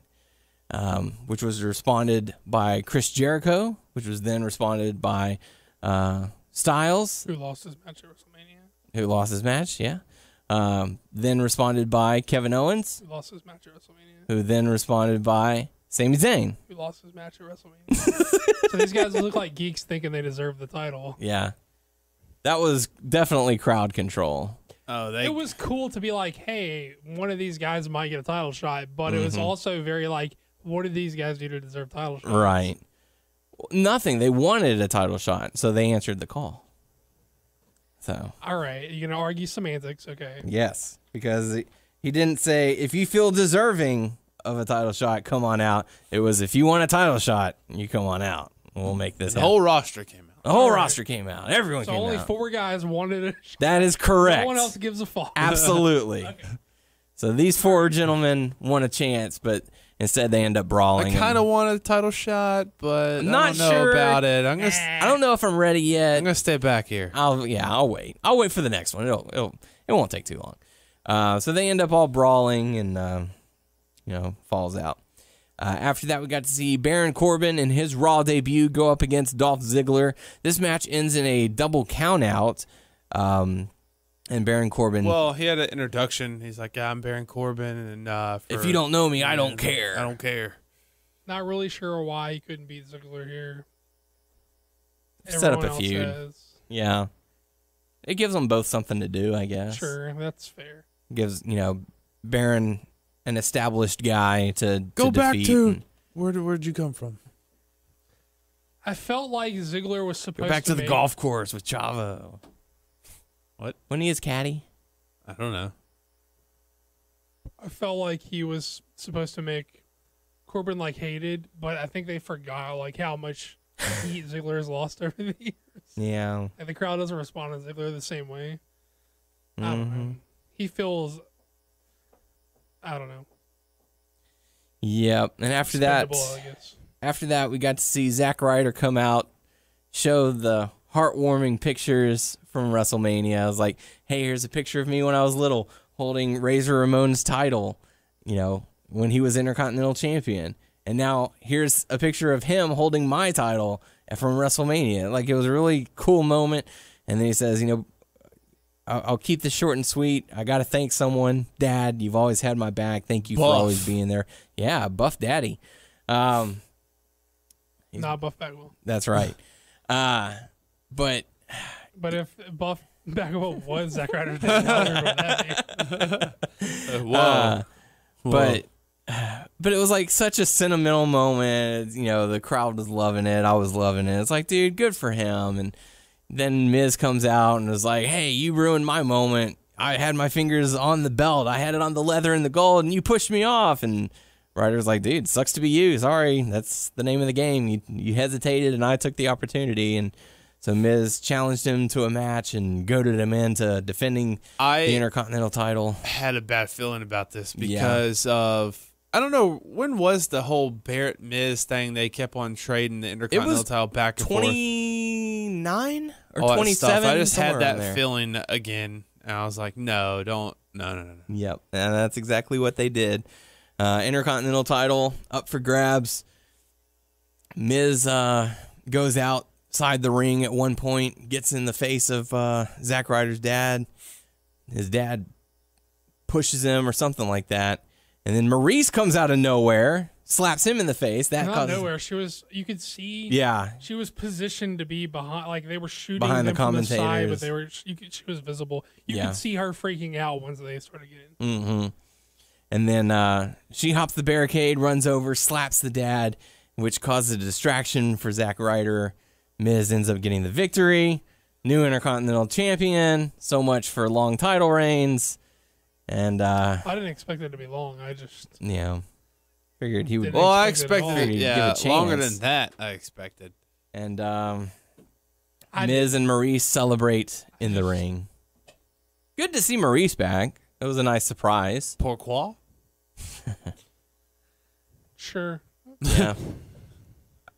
I mean, you mentioned during the Divas match that she's back, or like, is she back on a full-time basis, or is it just? I mean, from the graphic of the match on SmackDown, it was like a Miz with Maurice. Right. She's probably going to be accompanying him all the time as his Speaking of that, manager. I'm going to look at spoilers. All right, and you do that. She will be on Total Divas this coming up season. Oh, I guess she's going to be a Bella's replacement. Huh? Interesting. That should be. Well, I don't know. I know she's going to be added to the cast. I don't know if Brie and Nikki are going to be gone now that they're not doing anything. Yeah. Oh man, no Brian. Nope. What do you mean? If they're gone, then Brian. I don't know if they're gone. I'm just saying it seems like a possibility at this Well, they point. can have at least one more season with it, with a tale of leading up to WrestleMania. Yeah. Then they can have one season of what's after WWE. Life after the business. They might get their own spinoff. Who knows? Yeah. Can you imagine the show being Bella? just around the Bellas with Brian and John popping in every now and again, and Johnny Ace and the mom And the brother? Papa Ace. Stepdad power. After that, we got to see the women's championship belt presentation by Lita. All the other female competitors were in the ring. I keep wanting to say divas, and I'm having to mentally stop myself. Charlotte came out to accept and started to gloat. Well, first she tried to give praise, but the crowd wasn't having it. They wanted to see Bayley come out. I think that was intentional. Though. Yeah. They wanted to see Sasha get another chance. Did y'all see the whelp on Becky Lynch's eye? Y'all not remember Sunday? I was like, "What's wrong? Is that her makeup? What's wrong with her eye?" And you guys were like, "I don't know. I think it's just her makeup." I have to I go don't back and remember watch that, it. no. I thought maybe she just put too much makeup on. That's what you were referring to or something. Or maybe her eyelashes were she had fake eyelashes on and it was falling off or something. She got busted up. Yeah, she had to get, I believe, 7 stitches on her eye, and it was nice and swollen for Monday Night Raw. But Here's the thing. We already sort of talked about it, but your reintroduction of the women's title, this is supposed to be like a pushing women's wrestling forward. It's supposed to be a re-legitimization of women's wrestling. Nope. it's supposed to be. Your first title holder won it with the help of a man. And now you're setting up a feud between two women based around their families, of which they are only women of. So more about the Hearts and the Flairs, which were men. So all this is based around men when they could have just had either Sasha or Becky or Bayley challenge her and then fucking do it right at that point. Nope. To me, that is the wrong way to go about bringing the title back. It is not just because, I don't think Charlotte's the girl. Clearly, Flair still has a lot of stroke, and it's clearly a thing where Flair gets to have his daughter be the first, new women's champion or whatever we're calling this. Yeah. Woo! I can live with that, but just the way they went about doing it was all wrong. Well, I want to say that I heard somewhere that the reason why they're changing it from the Divas to the Women's Championship is because they want the women to be more competitive. Instead of the 2 or 3 minute matches that they had in years past, they want it to be something that people come to see. It's no, you want to see the women wrestle. That's what entailed in what I was saying. Yeah. I wasn't like saying not that. Right. I don't know. We'll have to see how it all plays out. But the women end up walking out on Charlotte, and Natalia's like, hey, you need to learn a little humility, and I'll be the one to teach it to you. And, puts her in the... dust off this act with no momentum. Mm-hmm. Instead of like one of 3 women the crowd would love you to use. Yeah. It's not as if the crowd was against, was like really wanting that one person that they just weren't going to get. They have like options of like people the crowd would want to go with, and they're still like, no, fuck that. We're going with Cat Lady. You love Cat Lady. It's not even, well, I hate that cat. And it's not even to be disrespectful to Natalya, because I'm sure she will be fine. But the problem is she has no momentum. She hasn't been used in any role of any substance. So how is this going to help get this new title over and this reinvigoration of this division? Nothing surprises me of what I've seen the last 2 or 3 days, whatever. Nothing surprises me. You haven't written this down, so I thought I would throw it in or whatever. A backstage promo where Sami Zayn is talking to Renee. And they just jumped. Yes, jumped from behind by Kevin Owens. And put through and they brawl, and then Kevin Owens puts Sami Zayn through a table and writes him out of the match. Fatal 4-way, which was announced after the brawl. I don't know if it's true. It's reported that earlier when they were duking it out, all 4 of them in the ring, whatever, Sami Zayn may have hurt himself. That was refuted, or whatever the right word is. That was proven to not be true. Oh, good. From what I heard. Good. I don't want him to be out. Yeah, I hope he didn't get hurt, and then they say, hey, the way we're going to write you out is put you through a table. You're hurt again. Yeah. It could have just been said, hey, ladies and gentlemen, we regret to inform you that during the brawl, Sami Zayn suffered an injury and will not be participating in the match. That would have been more believable if he indeed suffered an injury. I could have been wrong, but I could be wrong. But I feel like I read something that said he's not actually hurt. Cool. So after that, we got to see the Dudley Boys versus the Usos. Wow, deja vu. But this time in a tables match. Yay! Because, the Dudley Boys came out and said, we're never going to have tables involved ever again. So what better way to stay true to that than putting them in a tables match? And the Dudley Boys ended up winning that tables match. Played off as a Shane McMahon thing, like, oh, you don't think you're going to use table? Well, Shane's in charge. You're fucking using tables. I thought that's how it was presented. That's going against what we believe. We don't use tables anymore. Yeah. But the Dudley Boys end up getting the victory. And there was a bit of confusion as to how the match officially ended. Was it when the Usos dove off the top rope and went through the table, but the Usos or the Dudley Boys moved out of the way, or was it there afterwards when the Dudley Boys threw them into the table? No, the Dudleys won when they jumped in. Yeah, because I got a lot of people asking me. They're like, "Well, isn't one of the rules that you can't put yourself through a table and have the match in?" And I was like, "Well, they have had matches in the past where that has happened, where someone put themselves through the table, be it intentional or accidental." And they lose the match. That's how they do it in the game. The act of they made them go through the table by missing them. Right. Like yeah. The psychology, I believe. That's what they do in the game. Yeah. If they miss and you go through a table, you don't. No one wins or loses. But after that, we got to see the debut of Enzo and Big Cass. They came out, received an absolutely huge pop, got to introduce themselves to the main roster crowd. I mean, if they're going to fight someone who's top heels or one of the top... No, I don't know if you call them top heels. I don't know. They're there to put over all the tag teams. So, they're going to... Yeah. Yeah. That's good, so... I mean, we had this discussion last week. What's left for the Dudleys? They put over the only 3 teams that matter in the WWE, and this is our answer. They're going to put over Cass and Enzo. Yeah. I mean, it was good. It was great to see them. They killed it. They didn't Smack Talker, they looked like they should have been Skywalker. there the whole time. Oh yeah, it fit right in. And I got a Mike Saber for a hater. We got a couple haters. Yeah. I'll put that lazy eye to work. So that takes us into the main event, Fatal 4-Way. AJ Styles, Chris Jericho, Kevin Owens, and mystery partner. Because they announced Sami Zayn. Sami Zayn unable to compete, but we will have a Fatal 4-Way. I thought it was going to be John Cena. A lot of people were thinking it was going to be John Cena. It turns out to be Cesaro, the return of the Swiss Superman. He walks out in a suit, and I was like, he's not prepared to wrestle. I thought he was going back to the old like Swiss money holding days where he would wrestle. He came out with like a dress shirt on with a tie and like slacks, but he would take it out. He would wrestle in like slacks. I thought he was going to go back to that. But did you guys see that GIF online where it's like coming home from work, like, and then he like it's just Cesaro. No, I haven't seen that. That's awesome. Yeah. You have to send that to me.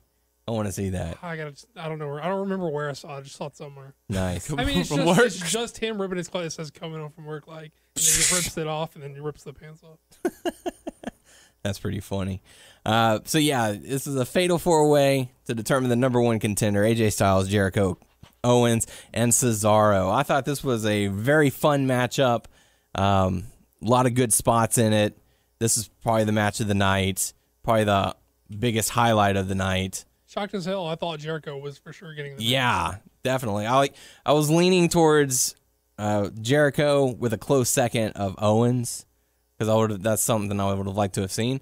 But now it kind of makes you wonder, like, are they going to go forward with the Roman Reigns heel turn because you're going to have AJ Styles? So it's like, which way are they going to go now? He seemed to have like the attitude change. Mm-hmm. The reason I thought for sure Jericho, because if you remember from the 4-Way brawl, like he caught the spear, so I was like, oh, it's definitely Jericho. And that's what I was thinking. I really thought Jericho was going to win. Should be. But also another thing to take into account is we don't know what's going to happen with Triple H. You know, Triple H may come back and like, oh well, get to have a rematch. Or they're like, or someone will come out and say, guess what?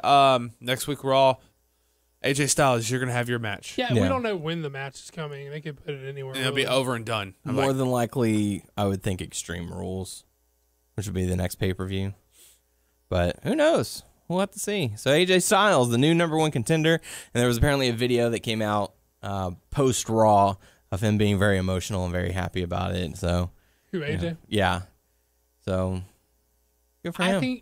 I think he's getting Anderson and Gallows. Yeah. I think they're giving it to him and not Finn. They were supposedly backstage at Raw. I could see them debuting anytime now. Interesting. I don't think Finn's getting it. Yeah? Think they're keeping Finn face? AJ turn heel. He defeats Roman Reigns with the help of Gallows and Anderson. We'll see. So that pretty much does it for Raw. Pretty interesting stuff. On a note that we forgot to talk about, going back on NXT, they showed Ibushi and Bobby. Yeah, Roode. We forgot to talk about that. So that's quite the shock. Yeah, crowd went nuts. Ibushi for because it's gonna be part of that tournament. Well, don't forget Funaki was there too. Oh yeah, and Stephanie McMahon. Oh, the Stephanie McMahon thing was hilarious because they were booing her, and she's like, "All right, guys," and she was getting okay. For like 2 seconds, she looked surprised. She was like, "Hey, I'm the face of women's. I'm the one who brought you women's wrestling back, guys. Wait a minute, come on." All right, fine, fuck it. Thoughts on Bobby Roode? I've never been a huge Bobby Roode guy. I think he's fine. I know people like him. That's your prerogative. I could see him doing the player coach thing. Like, I don't think he's getting out of NXT, but we've seen lots of guys get out of NXT that we didn't think were going to be guys who got out of NXT. So, who knows? I think he's going to go for something. WWE's going to offer him something.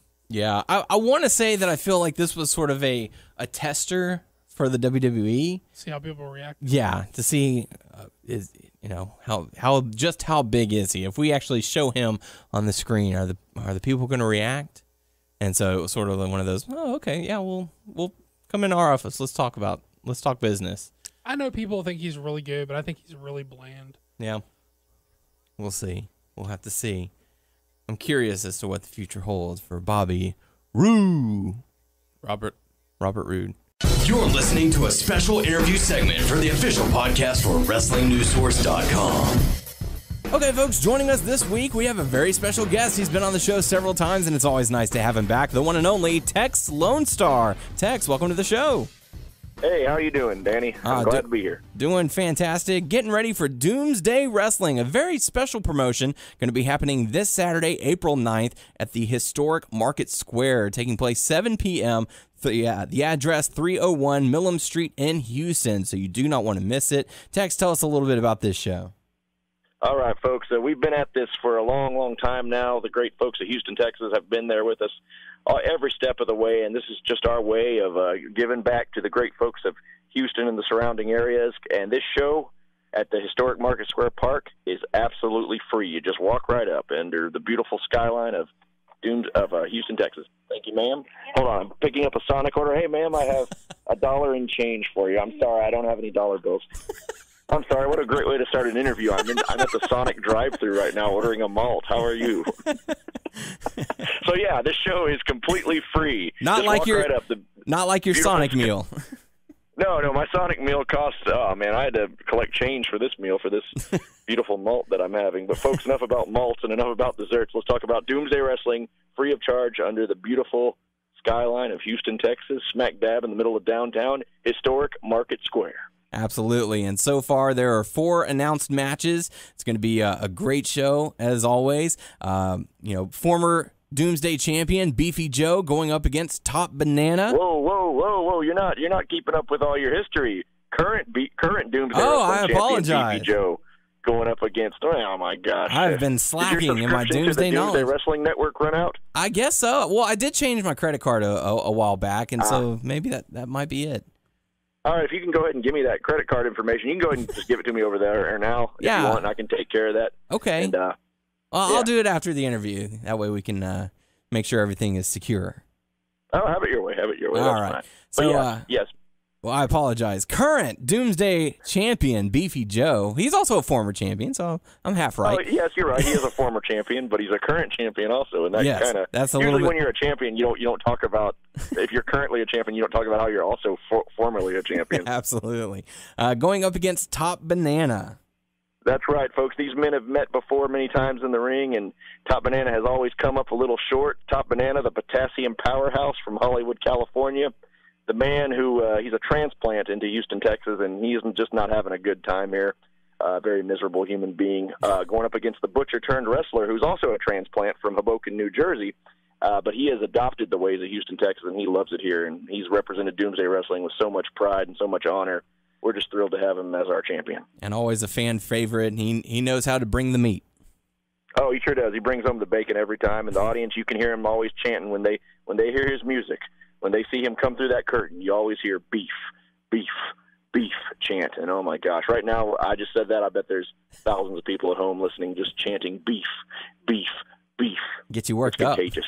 Absolutely. Another match scheduled to take place, Animalia, the Untamed versus Father Superior. That's right. The toughest priest in all the world taking on the wild and rabid woman, Animalia, the Untamed. Father Superior. He's a veteran here at Doomsday Wrestling. He's always close to his sidekick, the Altered Boy, who's always in his corner, up to no good. I tell you, he needs to be banned from ringside. But Animalia, the Untamed, will be there. She'll be let loose. Most likely, her manager, Wilfred Wonder III, will be in her corner. So it's going to be a very interesting match because you have 2 men lurking at ringside who are usually up to no good. And I'm sure that some sort of violence, along with religious affirmation, will ensue. Absolutely. They usually go hand in hand. Definitely. But it's always a good time at Doomsday Wrestling. Another matchup, triple threat match. Russian Bear going up against Death Row Flo versus a mystery opponent. And this one has piqued my interest because I know Doomsday's history of delivering amazing matches, and I'm curious about this mystery opponent. Is it, knowing Doomsday's history, is it a person in a similar to a green suit? Is it a black suit with a question mark on it, or is it an actual wonder as to who the opponent is? Do you mean, is it a guy actually dressed in a mysterious outfit? Is that what you're asking? Yes, it's the mystery opponent. Well, I don't really even know. They don't even tell me anything. The board of directors, they probably know. What we're going to do, though, the rumor has it, if you look on the internet, on all the chat rooms and the message boards, the rumor has it how this will be decided is, at all times in my hat that I'm always wearing, I pretty much sleep in this hat, I have the names of every wrestler written on a piece of paper in my hat. Wow. I mean, right now, sitting on top of my head, collecting the sweat as I sweat. Kind of a who's list there. Filled with a name on a separate sheet of paper of every wrestler in Doomsday Wrestling. So we're going to draw a random name out of my hat. It could be anybody. Very well could. It could be you. Me? Well, I would hope it's not me. I am not physically prepared for this type of matchup. Oh, well, I don't know if Houston, Texas is physically prepared for that, but it's going to be something. I would be no match for the Russian Bear, and I don't know much about Death Row Flo. Let me tell you, Death Row Flo, she's serving the life sentences, I think 2 consecutive life sentences for assault and battery, armed robbery, and jaywalking, and we get a pretty good tax write-off by letting her wrestle an hour each night, as a part of prisoner rehabilitation. And it just, it helps us out with the tax cuts. But she's a very, very dangerous woman. The referee always forgets to pat her down, to frisk her, and she always ends up shanking someone. And she called it Shanksgiving. And folks, it's going to be bloody. I can guarantee that match. The mysterious person, the mystery opponent stepping in there with those two psychopaths. I do not envy that man or that woman, whoever that may be. Awesome. Another match that has been scheduled so far, fan favorite Hot Flash going up against newcomer Twerkules. That's right. Hot Flash, the menopausal mauler, one of the most seasoned veterans, one of the most grizzled veterans in all of Doomsday Wrestling, will be taking on the man who is the Greek god of booty shaking, Twerkules. He worships at the altar of the burning gluteus maximus, folks. It's going to be one heck of a contest. If you see this man in action, you will be hypnotized by his maneuvers. Very cool. It's certainly shaping up to be a great show, and like Tex said earlier, it's absolutely free to the public. Absolutely free, folks. It's my way of giving it back to you. Keep in mind, though, for our next show, we're probably going to charge double just to make up for this. But absolutely free tonight, or not tonight, April 9th, this Saturday, Market Square Park. Be there. At 7 p.m., what better way to get your money's worth by not having to pay money? There you go, right there. And of course, if you want to give us money to feel like you're getting your money's worth, that's good too. Oh, absolutely. Donations are always graciously accepted. Of course, you yourself, the one and only Tex Lonestar, will be at Doomsday Wrestling. Oh, of course. I'll be calling all the action. Excuse me while I take a sip of my hot fudge malt from Sonic. Delicious, yes. But Tex Lonestar, will be there calling all the action, folks. I'll have a ringside seat. I'm a wrestling fan myself, and I love it. I love every minute of it. I love being around all the beautiful fans, and I love being around all that beautiful, gorgeous wrestling action. Very nice. And I want to say, earlier in our conversations before the interview started, I want to say that there was a hinting of a possible WNS podcast exclusive.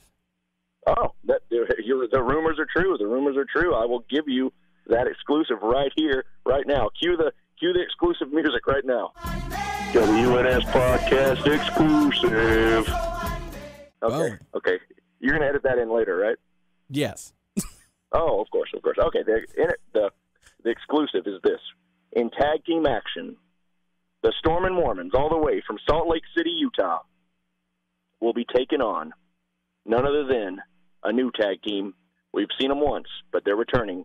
The Call of the Wild. The Call of the Wild, 2 wild rock and roll women by the names of Bodacious and Outrageous will be teaming up to take on the Stormin' Mormons. And, nowadays the kids, they love rock and roll. You love rock and roll, don't you, Danny? Absolutely. It's sweeping the nation, rock and roll. It's a big deal nowadays.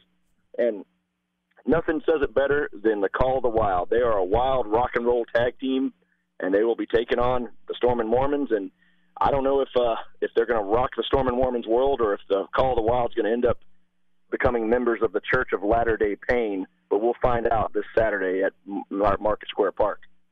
Very cool. And like I said, that is taking place this Saturday at Historic Market Square, 7 p.m., 301 Millam Street in Houston. Doomsday Wrestling. It's never been this funny. Tex Dan, violence has never been this Violence has never been this funny, yes. There you go. See, that's why they pay you the big Hey, Danny, big if bucks.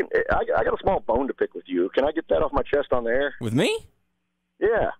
Okay.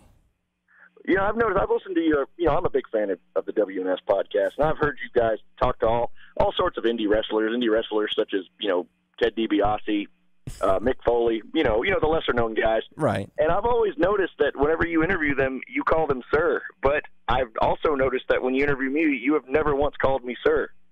Well, I certainly apologize for that, sir. No.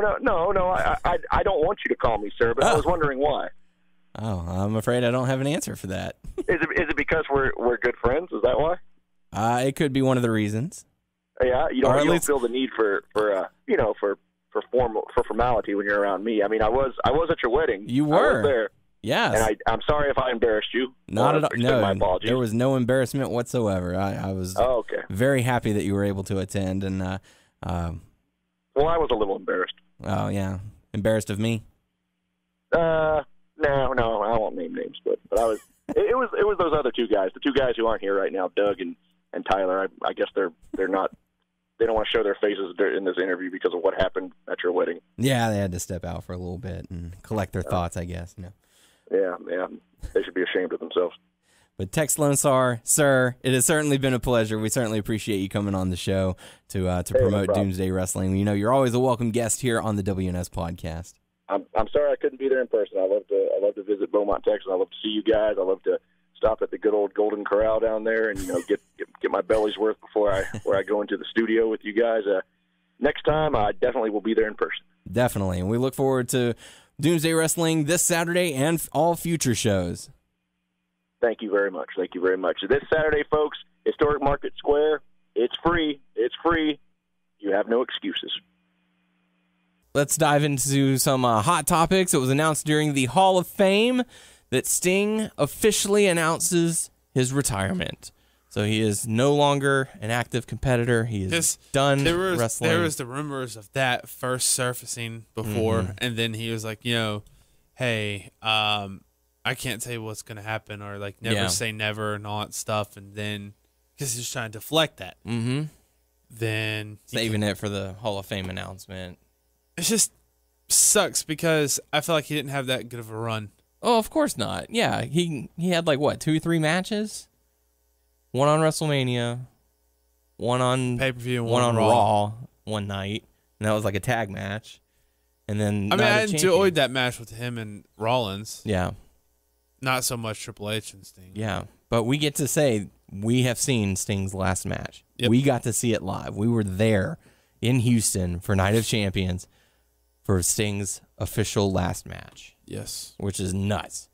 And actually, I was in order to make room in the living room, I had to bring some furniture into our living room, and so I was moving a bunch of stuff around. I found my Night of Champions ticket.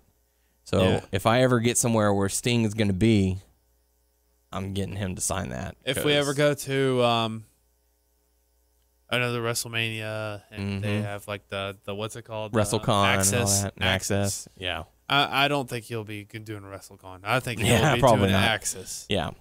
You can get him to sign it there. But that'd be pretty crazy. So who knows? We'll see. So thank you for the memories, Sting. Going back to the WCW days, I was a huge fan. I forgot who inducted him. Ric Flair. Ric Flair. Yeah, got very emotional about it too.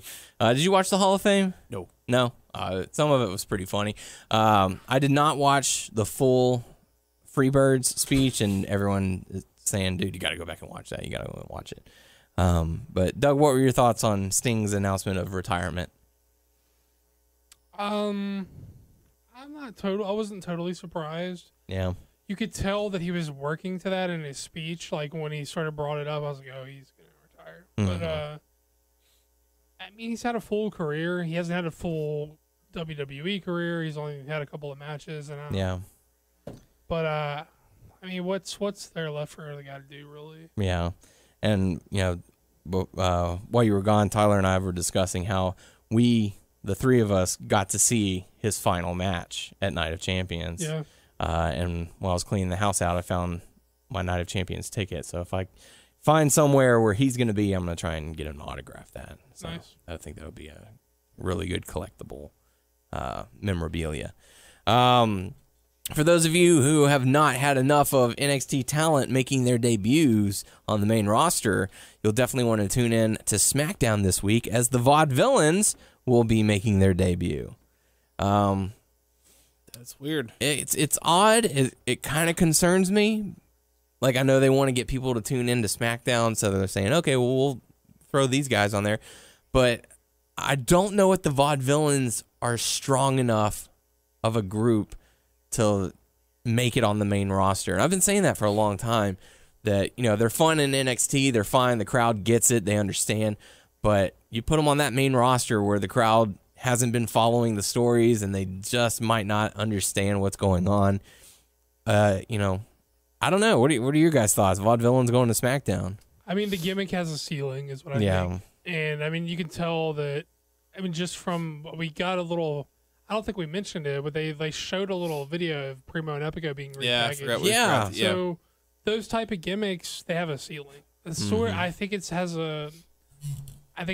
one of the reasons why Tyler Breeze is not going to be as successful as a lot of people thought he was, because that gimmick is only going to get him so far. Right. One thing I did want to pose a question to you guys. With the bringing up of all of this new talent that we've got, the return of Epico and Primo, the Vaudevillains, Enzo and Kaz, we've got Apollo Crews now. Baron Corbin. Baron Corbin has come up. Do you think that the rumors might be leading to more of a possibility of the return of the brand split? Because I feel like, I thought it was a stronger possibility when the Shane was going to take over. yeah, and that's what I thought too. And lo and behold, that's. But I mean, that would be like looking at a story and following it through to its logical like conclusion, which is not obviously something they like to do. Yeah, and since he focused primarily on saying I want control of Monday Night Raw, do you think Vince will come in, say next week, and be like, you know what, you did an okay job on Raw. You know, per our agreement, you're not getting Raw, but I'll let you be in charge of SmackDown. Well, no, because, well, maybe. I wouldn't write it off. I would never say never, but with the rumors that the Authority are going to be off TV for at least a good while to cool that off, why would he be on SmackDown just to run SmackDown? Get more people to tune in that. Yeah, but if there's not an ongoing Authority figure on Raw, I don't see why they would do one for SmackDown. Yeah. I don't know. But yeah, so look for the Vaudevillains to debut on SmackDown this week. In some TNA news, Velvet Sky is rumored at the moment not to re-sign with TNA once her contract expires. Who said that she's dating Bubba? Everyone. Y'all said that? Was that? Yeah, it's pretty well known. I didn't know that. Yeah, they've been to a couple for a while, yeah? I don't know how long, but I think it's pretty well known. Yeah. So he's probably fighting for her to jump ship and head on over to WWE or at least NXT. I don't see it. You don't think so? I don't think she's very good. We'll have to see, but maybe she could be a valet or something like that, a manager. She's definitely not like Bailey good or Sasha good or Becky good. Mm-hmm. So we'll have to see where Velvet Sky ends up in the next few months. In other news, Beth Phoenix and Edge are actually expecting their second child together. So congratulations to those two. Congrats. Yeah. Or what's going to be 4 now, I guess, since they already have a child together. Wow. Been together for quite some time. A lot of little edge heads running around. Yeah, go Edge. Congrats. Yeah, with that being said, time to go into the Q&A portion of the show. Your questions, our answers. First question coming to us from Dennis saying, both Raw and TakeOver or WrestleMania alone, which would you choose to watch? So I can You either have to sit and watch WrestleMania, I'm guessing all 7 hours, or the 3 hours of Raw and 2 hours of TakeOver. Specifically this week of all these shows or in general? It just says, which would you choose to watch? I guess I'll take NXT. Yeah, NXT. Yep, NXT. So thank you for the question, Dennis. Next question is from Spencer saying, hey guys, great show again. What were your thoughts on the Nakamura debut? I thought it was great and can't wait to see what he does this Wednesday. Hypothetically, if you could book yourself to debut in Lucha Underground or WWE, how would you do it? Thanks, guys. Whew. I just wouldn't. Yeah. I'm just not. I just don't think I'd work it out. I'd book us as a stable because I have my weaknesses, and I'm pretty confident that you guys would have my back in any sort of situation. So stable, absolutely. Doesn't matter which organization, because I'm getting my ass handed to me. But as long as I've got you guys there to take some of the beatings with me, then it'll be all gravy. All right, we're a stable. Woo! Let's do it. Yes. All right, I love it. So I'm gonna say, wait, what are our options of where to book? Lucha or WWE? We're getting paid more than WWE, so we're gonna get our ass whipped. Let's get paid for it. Yep. I don't mind being the next Heath Slater. I mean, look, let's just be honest. Dario Cueto's got that dirty money. Yeah. I mean, there's no telling where that came People chasing after him. They got demons and all that. Walking Dead, walking around. I don't want to face anyone with powers, okay? I feel like if I tried to Mystical pay, powers. I feel like if I took my paycheck from Cueto to the store, and then when they marked it, it could be counted. You know what I mean? So, Like, just wait right here. Yes, officers. Yeah. Counterfeit. Are you money. talking to Joey Ryan? Yeah, absolutely. And then he'd bust us out. So it all, full circle. It all works out. Final bit of questions coming to us from Rosewood saying, if you guys had to pick 4 superstars, past or present, for the Mount Rushmore of wrestling, who would you guys pick? I feel like we've done this one in the past. there's already a Mount Rushmore of pro wrestling. Yeah. Who is it? The Young Bucks, Adam Cole, and Kevin Steen. And then there's Nice. Mount Rushmore 2.0, which is the Young Bucks, Adam Cole, Roderick Strong, and Super Dragon. So there's already 2. Well, for us, if we could pick 4 superstars, past or present, for Rosewood, it would be Hulk Hogan, The Rock, Steve Austin, and John Cena. I feel like it would have to be San Martino, Hogan, Austin, and Cena if you're going to do like a Mount Rushmore type thing. Take out The Rock and put The Undertaker for me. From those, Yeah. Hulk, Taker, Austin, Cena. I feel like Bruno's got to be in there. I feel like they're all synonymous with their eras. So Yeah. I would say Bruno, Hogan, Austin, Cena. How about you? Daniel Bryan, Daniel Bryan, CM Punk, CM Punk, Chris Hero. Chris Hero. Either Cesaro or Colt. All right. There you go. And final question from Rosewood saying, if you could get rid of one announcer, who would it be? I choose JBL because he irritates the hell out of me. How 1 minute he is the heel announcer, and then the Undertaker or another Attitude Era guy comes out, and he totally goes babyface. At Mania, he literally bashed Shane and put him over in the same sentence. The guy drives me crazy. Sounds good to me. Yeah, I'm not I a fan agree. of JBL. He's got to go. He's blocked me on Twitter because I called him out one time. Oh, really? Yeah. I forgot. Well, how'd that go? Oh, he was saying that Michael Cole is the greatest announcer, I remember this now. like play-by-play, and I'm like, dude, have you completely forgotten about JR? And the next thing I know, I was blocked. So I'm like, all right, well, at least he saw it. So that's gonna do it for us this week. Whoa, did you tag him or did he vanity search? I tagged him. Okay. I was like, dude, JBL, are you completely oblivious to Jim Ross? I'd just like to know who. I was like, no offense, but Jim Ross is top. Sorry. I'd just like to know who the vanity searchers are. So that's going to do it for us this week. Thank you for all the questions and the feedback. Make sure to submit your questions and your feedback on our YouTube channel, WNS Video, also our Facebook page, WNS Podcast. Make sure to check us out on WrestlingNewsSource.com. What a fucking bummer of a week. I feel like we were super negative. Yeah, that's all right. And make sure you subscribe to our show on iTunes by searching Wrestling News Source Podcast. You can find us on Stitcher, Beyond Pod, and Player.fm. Just search Wrestling News Source Podcast to find us. At WNS Podcast, at WNS_Daniel, and at Tyler_Aber on Twitter. So we're told. Support Noah Art on Facebook. I'm going to have We're a at picture. 10 likes right now. We're trying to get up to 1 million. Yes. Again with the millions. Make it happen. Actually, I have 20 likes right now. Woo! But On the way. Oh, when I look, it just says probably the people I know. So. Okay. So yeah, we just like to give shit to our good friend Noah, and that's Poor what we're Noah. doing. We're sticking it to him, and I'll have If you want a to support picture. the show, that's the best way. Yes, it's a good way. All right, so there you go. For the podcast crew, I'm Daniel Herron. Tyler Aber. I'm Doug. And we will catch you all next week.